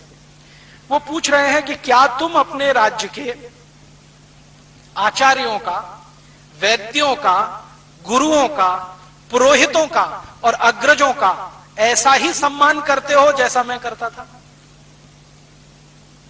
पहला ही प्रश्न है, क्या तुम अपने राज्य के आचार्यों का, गुरुओं का, अग्रजों का, पुरोहितों का वैसा ही सम्मान करते हो जैसे मैं करता था? तो भरत कहते हैं हाँ, मेरी कोशिश तो यही है कि मैं मेरे सभी अग्रजों का सम्मान करूं, मेरी कोशिश तो यही है मैं मेरे सभी गुरुओं का सम्मान करूं, मैं मेरी कोशिश ये करता हूं आचार्यों का सम्मान करूं, लेकिन पुरोहितों के बारे में थोड़ी मुझे मन में आशंका रहती है। राम पूछते क्यों, इसमें आशंका क्या है? तो वो कह रहे हैं कि पुरोहित तो कर्मकांडी कराते हैं ना। तो राम कहते हैं तो तुमने क्या मान लिया, वो गुरुओं के नीचे है क्या, आचार्यों से कम है क्या? तो कह रहे हैं कि मेरे मन में कभी कभी ऐसा प्रश्न आता है कि पुरोहितों को इतना ही सम्मान क्यों देना जितना आचार्यों को, जितना गुरुओं को, जितना उसको। क्योंकि हम मानते हैं कि भगवान तो घट घट में है, ईश्वर तो हर कण में व्याप्त है, पुरोहित हमको कर्म कांड की तरफ लेके जाते हैं, तरीके बताते हैं पूजा के, जबकि ईश्वर तो कण कण में है, घट घट में है, भावना से ईश्वर है। पुरोहिताई में क्या है? अब राम जी का उत्तर सुनिए। वो कहते हैं देखो भरत, ये पुरोहित तुम्हारे राज्य की अर्थव्यवस्था की रीढ़ की हड्डी है। जरा समझो इस बात को, रीढ़ की हड्डी है, माने पूरी अर्थव्यवस्था इन पुरोहितों के दम से चलती है। भरत कहते हैं समझ में नहीं आ रहा। तब राम कह रहे हैं धर्मस्य मूलम अर्थम, अर्थस्य मूलम कामम। और इसी बात को राम जी के जाने के कुछ लाख साल के बाद चाणक्य बोलकर गए, धर्मस्य मूलम अर्थम, अर्थस्य मूलम कामम। पहले मुझे ऐसा लगता था, जब तक मैंने कंब रामायण नहीं पढ़ी और ये रघुवंशम नहीं पढ़ा, तो मैं मानता था कि धर्मस्य मूलम अर्थम, अर्थस्य मूलम कामम, इसके मूल प्रणेता चाणक्य हैं, जो बड़े अर्थशास्त्री रहे इस देश में। लेकिन अब पता चला है कि चाणक्य से लाखों साल पहले रामचंद्र जी ये कह रहे हैं भरत को, धर्मस्य मूलम अर्थम। वो कहते हैं कि देखो, धर्म के मूल में अर्थ है। अगर तुम्हारी अर्थव्यवस्था मजबूत है तो धर्म मजबूत होगा, और अर्थव्यवस्था को मजबूत करने में पुरोहितों का सबसे बड़ा योगदान है। तो फिर भी भरत को समझ में नहीं आ रहा है। तो रामचंद्र जी और उदाहरण देके कहते हैं कि देखो पुरोहित क्या करता है। पुरोहित पूजा करवाता है, तो पूजा करवाता है, तो पूजा करवाता है, वो तो किसी कथा की, सत्यनारायण की, या जो भी करवाता है, लेकिन एक लिस्ट बनवाता है कि 10 घड़े ले आना, एकदम कोरे होने चाहिए, 20 मीटर कपड़ा ले आना, एकदम नया होना चाहिए, इतनी चूड़ियां ले आना, बिना पहनी हुई होनी चाहिए, 10 किलो घी ले आना, ये सामग्री ले आना, ये लकड़ियां ले आना, ये बांस मंगा लेना, ये ऐसा कर लेना, वैसा। मैंने एक बार वो लिस्ट देखी तो कम से कम 108 चीजें रहती हैं उसमें। सिंदूर ले आना, गुड़ ले आना, कलावा ले आना, ये कर लेना, वो कर लेना। तो राम समझा रहे हैं कि देखो, जो आदमी पूजा तो भगवान की कराएगा, वो तो भावना से भी हो सकती है, लेकिन जानबूझकर वो इतनी चीजें मंगाएगा क्योंकि कारीगर जो इन चीजों को बना रहे हैं वो बिकना भी तो चाहिए। उस दिन मेरे समझ में आया श्री राम जी की परिभाषा कि पुरोहित मार्केटिंग मैनेजर होते हैं। अब समझ में आया मुझे, इनसे बड़ा मार्केटिंग मैनेजर कौन होगा।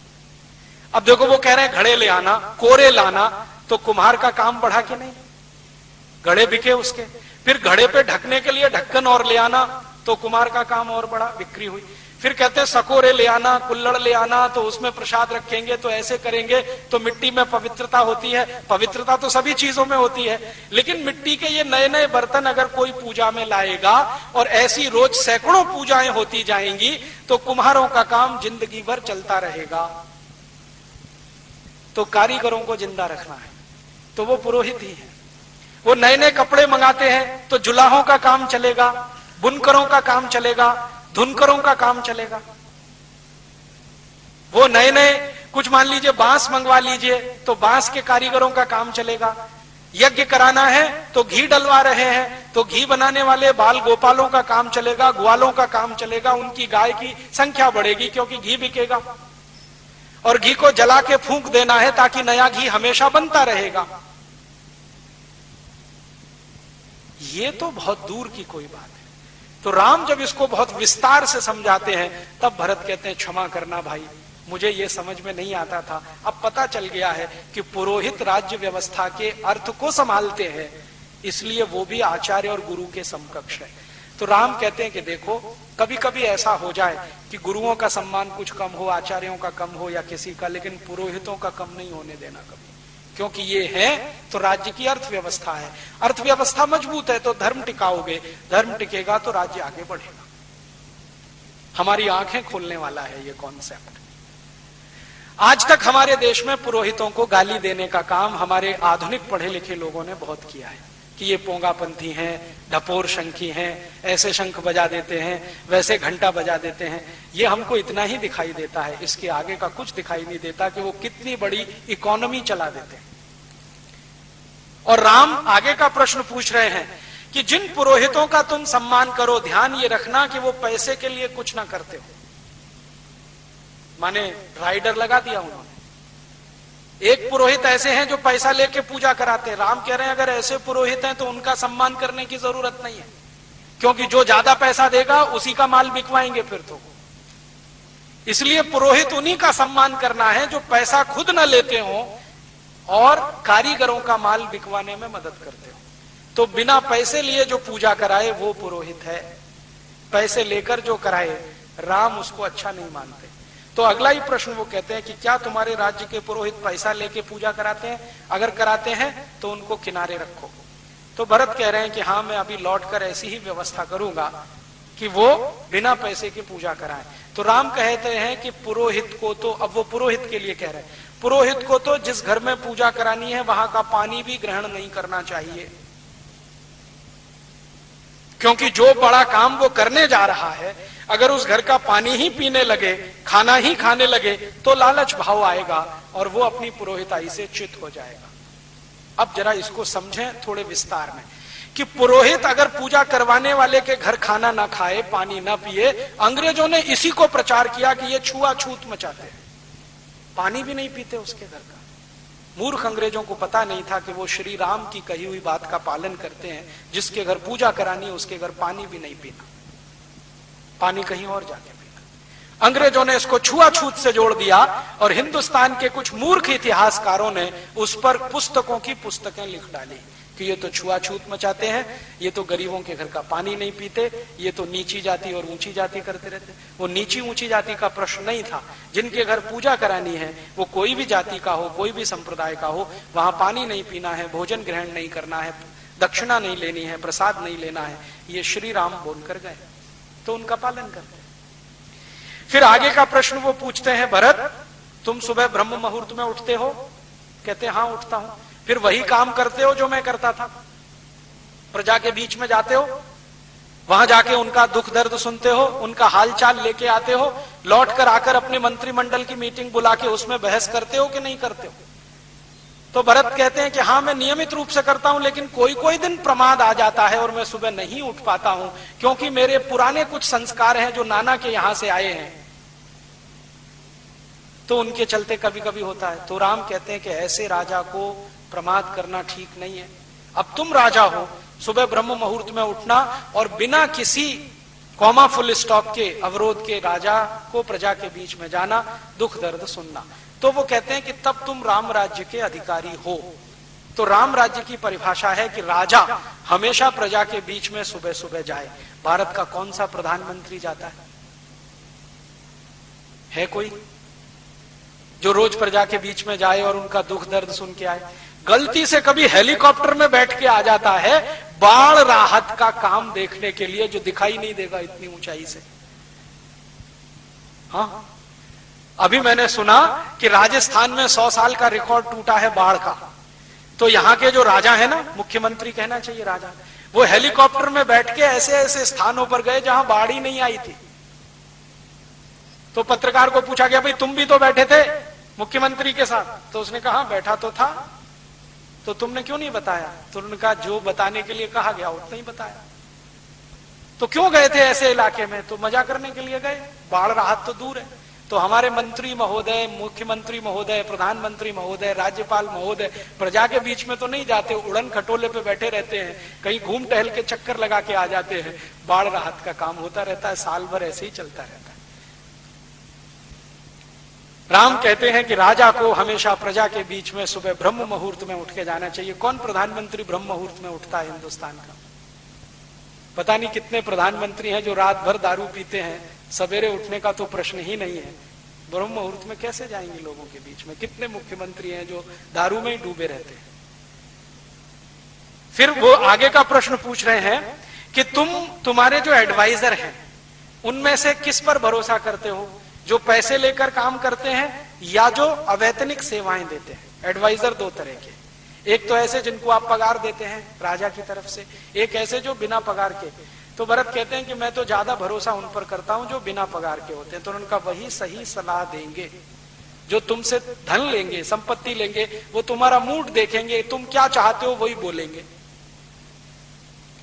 तो आजकल तो हमारे देश में कोई प्रधानमंत्री अवैतनिक सलाहकार रखता नहीं है, सब वैतनिक सलाहकार हैं।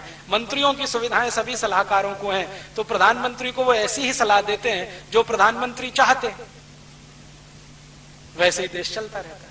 फिर राम जी आगे कह रहे हैं कि जब तुम मंत्रिमंडल की बैठक करते हो तो कोई मंत्री ऐसा तो नहीं कि जो अंदर की बातें बाहर जाके बोलता हो। तो भरत कह रहे हैं कि नहीं, मेरे राज्य में मंत्रिमंडल में तो कोई ऐसा नहीं है। तो राम कहते हैं ध्यान रखना, अगर मंत्रिमंडल की अंदर की बातें बाहर गई तो राज्य तुम्हारा टिकेगा नहीं। आज जरा देख लो, हमारे हिंदुस्तान में कैबिनेट की मीटिंग चल रही होती है, अंदर से कोई आ जाता है और न्यूज़पेपर वालों को बाइट दे के चला जाता है कि अंदर ये हो रहा है। फटाक से खबर अगले दिन हेडलाइंस में आ जाती है। फिर सब एक दूसरे पे आरोप लगाते हैं, खबर कहां से लीक हुई हमें नहीं मालूम जी। अभी वो देखा नटवर सिंह का केस, वो पाठक कमेटी की रिपोर्ट लीक हो गई, प्रधानमंत्री कहते हैं मैंने नहीं की, मंत्रिमंडल के लोग कहते हैं मैंने नहीं की, फिर हो कैसे गई लीक? तो राम कहते हैं कि अंदर के कोई फैसले बाहर लीक अगर होते हैं तो ऐसे मंत्रियों को रखना नहीं, तुरंत निकाल के बाहर करना। फिर आगे वो पूछते हैं कि तुम जब भी कोई योजना बनाते हो तो धन की व्यवस्था कैसे करते हो? क्या प्रजा के ऊपर नए टैक्स लगाते हो, नए कर लगाते हो, या अपने राज्य का फालतू खर्च कम करके उससे योजना बनाते हो? तो भरत कह रहे हैं कि मैं कोशिश करता हूं कि मेरे राज्य के फालतू खर्चे कम करूं और उसी से प्रजा के भलाई के काम करूं। नए टैक्स लगाने में मुझे विश्वास नहीं है, क्योंकि आप मानते हो कि ज्यादा टैक्स अच्छे नहीं है। तो राम कहते हैं टैक्स उतना ही की सरकार 12-13 टैक्स लेती थी, आजादी के 60 साल में अब 63 टैक्स हो चुके हैं, और फिर भी वित्त मंत्री का पेट नहीं भरता। हर समय कहते हैं और टैक्स लाओ और टैक्स लाओ। हर दिन उनका स्टेटमेंट रहता है ज्यादा से ज्यादा लोगों को इनकम टैक्स के नेट में फंसाओ, ज्यादा से ज्यादा लोग। 7,50,000 करोड़ रुपए हम हर साल टैक्स में भरते हैं, फिर भी सरकार का पेट नहीं भरता। राम जी कहते हैं कि फालतू खर्चे कम करो, उससे प्रजा का विकास करो। आज की सरकार के 90% खर्चे फालतू खर्चे हैं, ये सरकार खुद कहती है। हमारी सरकार ने एक शब्द विकसित किया है, non planned expenditure, unplanned expenditure. ये सब फालतू खर्चे हैं। फालतू खर्चे माने प्रधानमंत्री की पगार, प्रधानमंत्री का वेतन, प्रधानमंत्री के मंत्रिमंडल का वेतन, राष्ट्रपति का, मुख्यमंत्रियों का, राज्यपालों का, सरकारी अधिकारियों का, कर्मचारियों का, जिससे विकास का कोई काम नहीं होता। यह है अनप्लान्ड एक्सपेंडिचर। हमारी सरकार के कुल खर्चे का 90% यही खर्चा है, मात्र 10% प्लान्ड एक्सपेंडिचर है। राम जी इसको उल्टा कह रहे हैं। वो भरत को कह रहे हैं कि 10% खर्चा तो तुम्हारा अपना होना चाहिए सरकार का, 90% प्रजा के ऊपर खर्च होना चाहिए। अब श्री राम जी की कल्पना में मैं बजट बना रहा हूं, राम राज्य का बजट, और अगले साल आपको उस पर बात करूंगा कैसा बजट होना चाहिए, जिसमें 10% खर्चा फालतू का हो, सरकार पर हो, 90% खर्चा विकास का हो, तो बजट कैसा होना चाहिए। और वो कह रहे हैं तो बजट तो होता ही होगा, ऐसा तो नहीं है कि उनके राज्य में बजट नहीं होता होगा। तब समझ में आएगा कि राम राज्य का बजट कैसा होता है। फिर वो कहते हैं कि तुम्हारी जो सुरक्षा व्यवस्था का खर्च है वो तुम्हारे कुल खर्चे से 15% के ज्यादा नहीं होना चाहिए, अधिक से अधिक जब इमरजेंसी हो, और कम से कम 5% रहना चाहिए।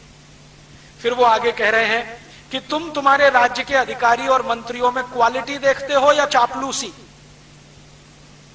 गुण देखते हो या उनकी चापलूसी।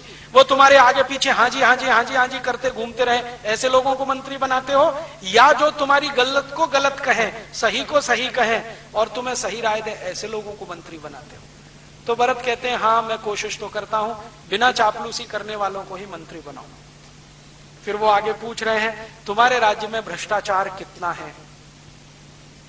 तो भरत कह रहे हैं मेरे राज्य का कुल खर्चा उसका मुश्किल से 1% या उससे कम भ्रष्टाचार है। तो राम कहते हैं ये 3% के ऊपर नहीं जाना चाहिए कभी भी। अगर गया तो राज्य व्यवस्था पूरी बदलनी पड़ेगी। करप्शन है लेकिन 3% के ऊपर नहीं, कंट्रोल रहना चाहिए।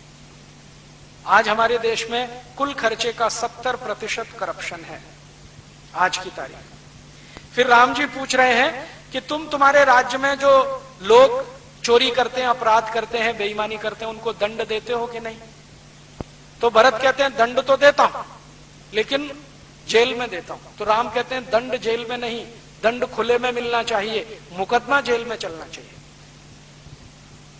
वो कह रहे हैं कि जिसको भी दंड दो खुले में दो, ताकि प्रजा को मालूम हो कि इस बेईमानी का, इस चोरी का ये दंड है। दंड खुले में दो, मुकदमा जेल में चलाओ। अभी यहां क्या होता है?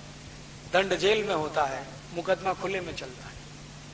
माने राम राज्य का बिल्कुल उल्टा है, रावण राज्य का हिसाब है। फिर राम पूछ रहे हैं कि तुम प्रजा से सुझाव मांगते हो अपने बारे में, अपने राज्य की नीतियों के बारे में, प्रजा क्या कहती है?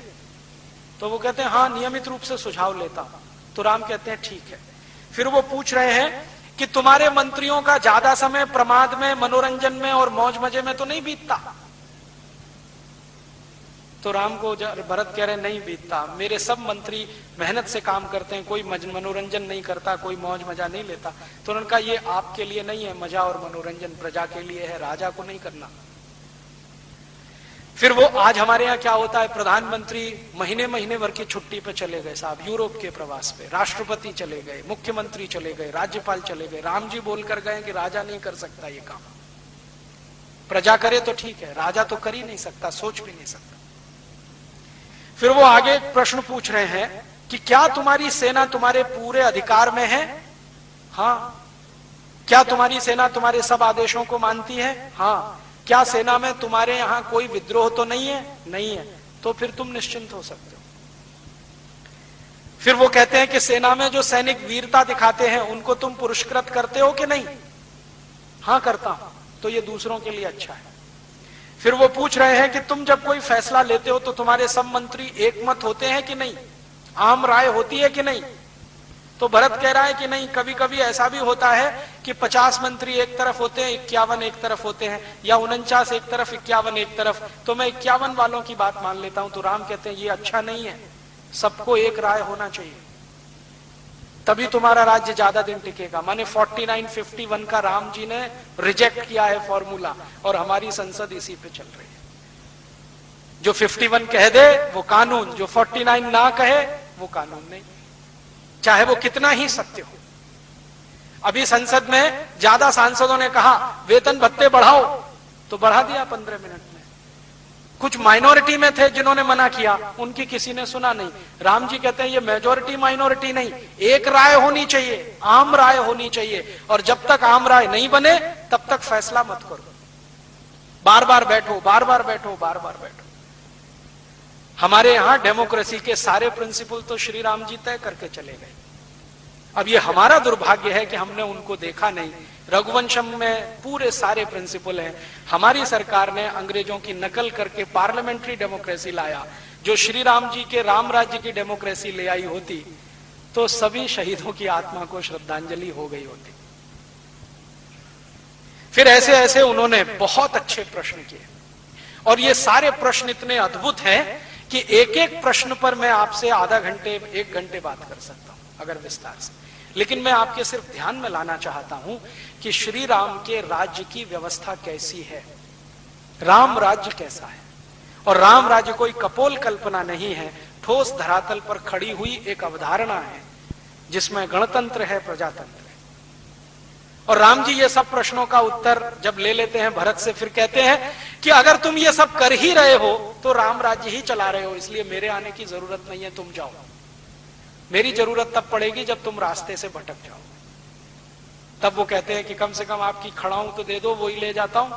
तो ठीक है, ले जाओ, लेकिन विचार ये है इसके हिसाब से राज्य चलाओ, इससे अलग मत जाओ।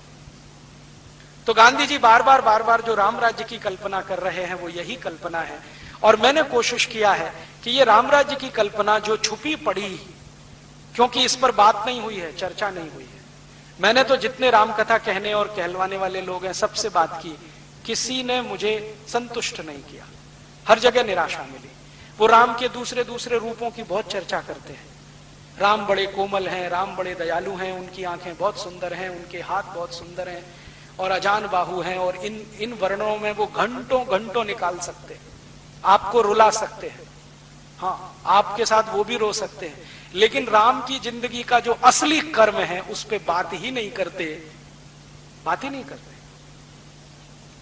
कई राम कथा सुनाने वालों के यहां मैं चुपचाप जाके बैठा हूं कि अब कहेंगे, अब कहेंगे, अब कहेंगे, अब कहेंगे, लेकिन बात ही नहीं आती। भरत राम संवाद की भी बात आती है तो राम ने गले से लगा लिया, भाव विहल हो गए, आंसू बहने लगे, भरत के भी आंसू बहने लगे, लेकिन ये जो मूल बात कर रहे हैं ये सब गोल कर जाते हैं। शायद उनके मन में इसको कहने की नैतिकता नहीं हो या हिम्मत नहीं हो, क्योंकि आदमी दूसरे को कहता है उससे ज्यादा अपने को कहता है। जब मैं बोलता हूं तो मुझे लगता है कि मैं दूसरों से नहीं अपने से बात कर रहा हूं, क्योंकि कोई भी बोलने से पहले अपने से मुखातिब होता है, अपने से बोलता है। शायद वो नहीं बोल पाते हो, और मैं पूरी विनम्रता से कहता हूं कि आज हिंदुस्तान में जो राम कथा हो रही है वो राम की कथा नहीं है, वो व्यापार की कथा है। उसमें कोई आपसे आएगा, बाकायदा डील करेगा कि भैया मुझको इतने लाख चाहिए, आप दे सकते हो तो आप कराओ, नहीं दे सकते तो मैं दूसरे से बात करता हूं। ये सुविधाएं चाहिए, ये सुख चाहिए, इतना पैसा चाहिए, इतना चढ़ावा आना चाहिए, उसके बाद ऐसा होना चाहिए, वैसा होना चाहिए, एसी मंच होना चाहिए। फिर रामचंद्र जी के वन गमन की कहानी एसी मंच से सुनाएंगे। दुखों का पहाड़ टूट पड़ा राम पर, हम एसी मंच पे बैठ के सुनाएंगे कि रामचंद्र जी को ये दुख है, रामचंद्र जी को वो दुख है। तो मुझे लगता है कि हम राम राज्य की तरफ तो बढ़ नहीं पा रहे हैं। राम की कथा का व्यवसाय तो जरूर इस देश में चल पड़ा है, धंधा भी चल पड़ा है। मेरी ऐसी मान्यता है कि इस देश को इस राम कथा के व्यवसाय से निकाला जाए और इसको राम के राज्य की तरफ ले जाने वाला कोई प्रेरणा पुंज बनाया जाए। मेरा ऐसा मानना है कि 60 साल से राम कथा सुनने और सुनाने के बाद भी अगर हम में राम जी का चरित्र नहीं प्रवेश करता है तो इसको सुनने सुनाने से कोई फायदा नहीं है। और मेरा यह मानना है कि अगर राम कथा सुनाने से इस देश में राम राज्य की तरफ बढ़ने का कोई एक कदम उठता है तो इसमें बहुत सार्थकता है। तो मैं राम जी की कथा को इस दृष्टि से देखता हूं कि भारत की आज की समस्याओं का समाधान करे ये, और इस देश में राम राज्य की स्थापना करे, तो जाकर इसकी सार्थकता सिद्ध हो।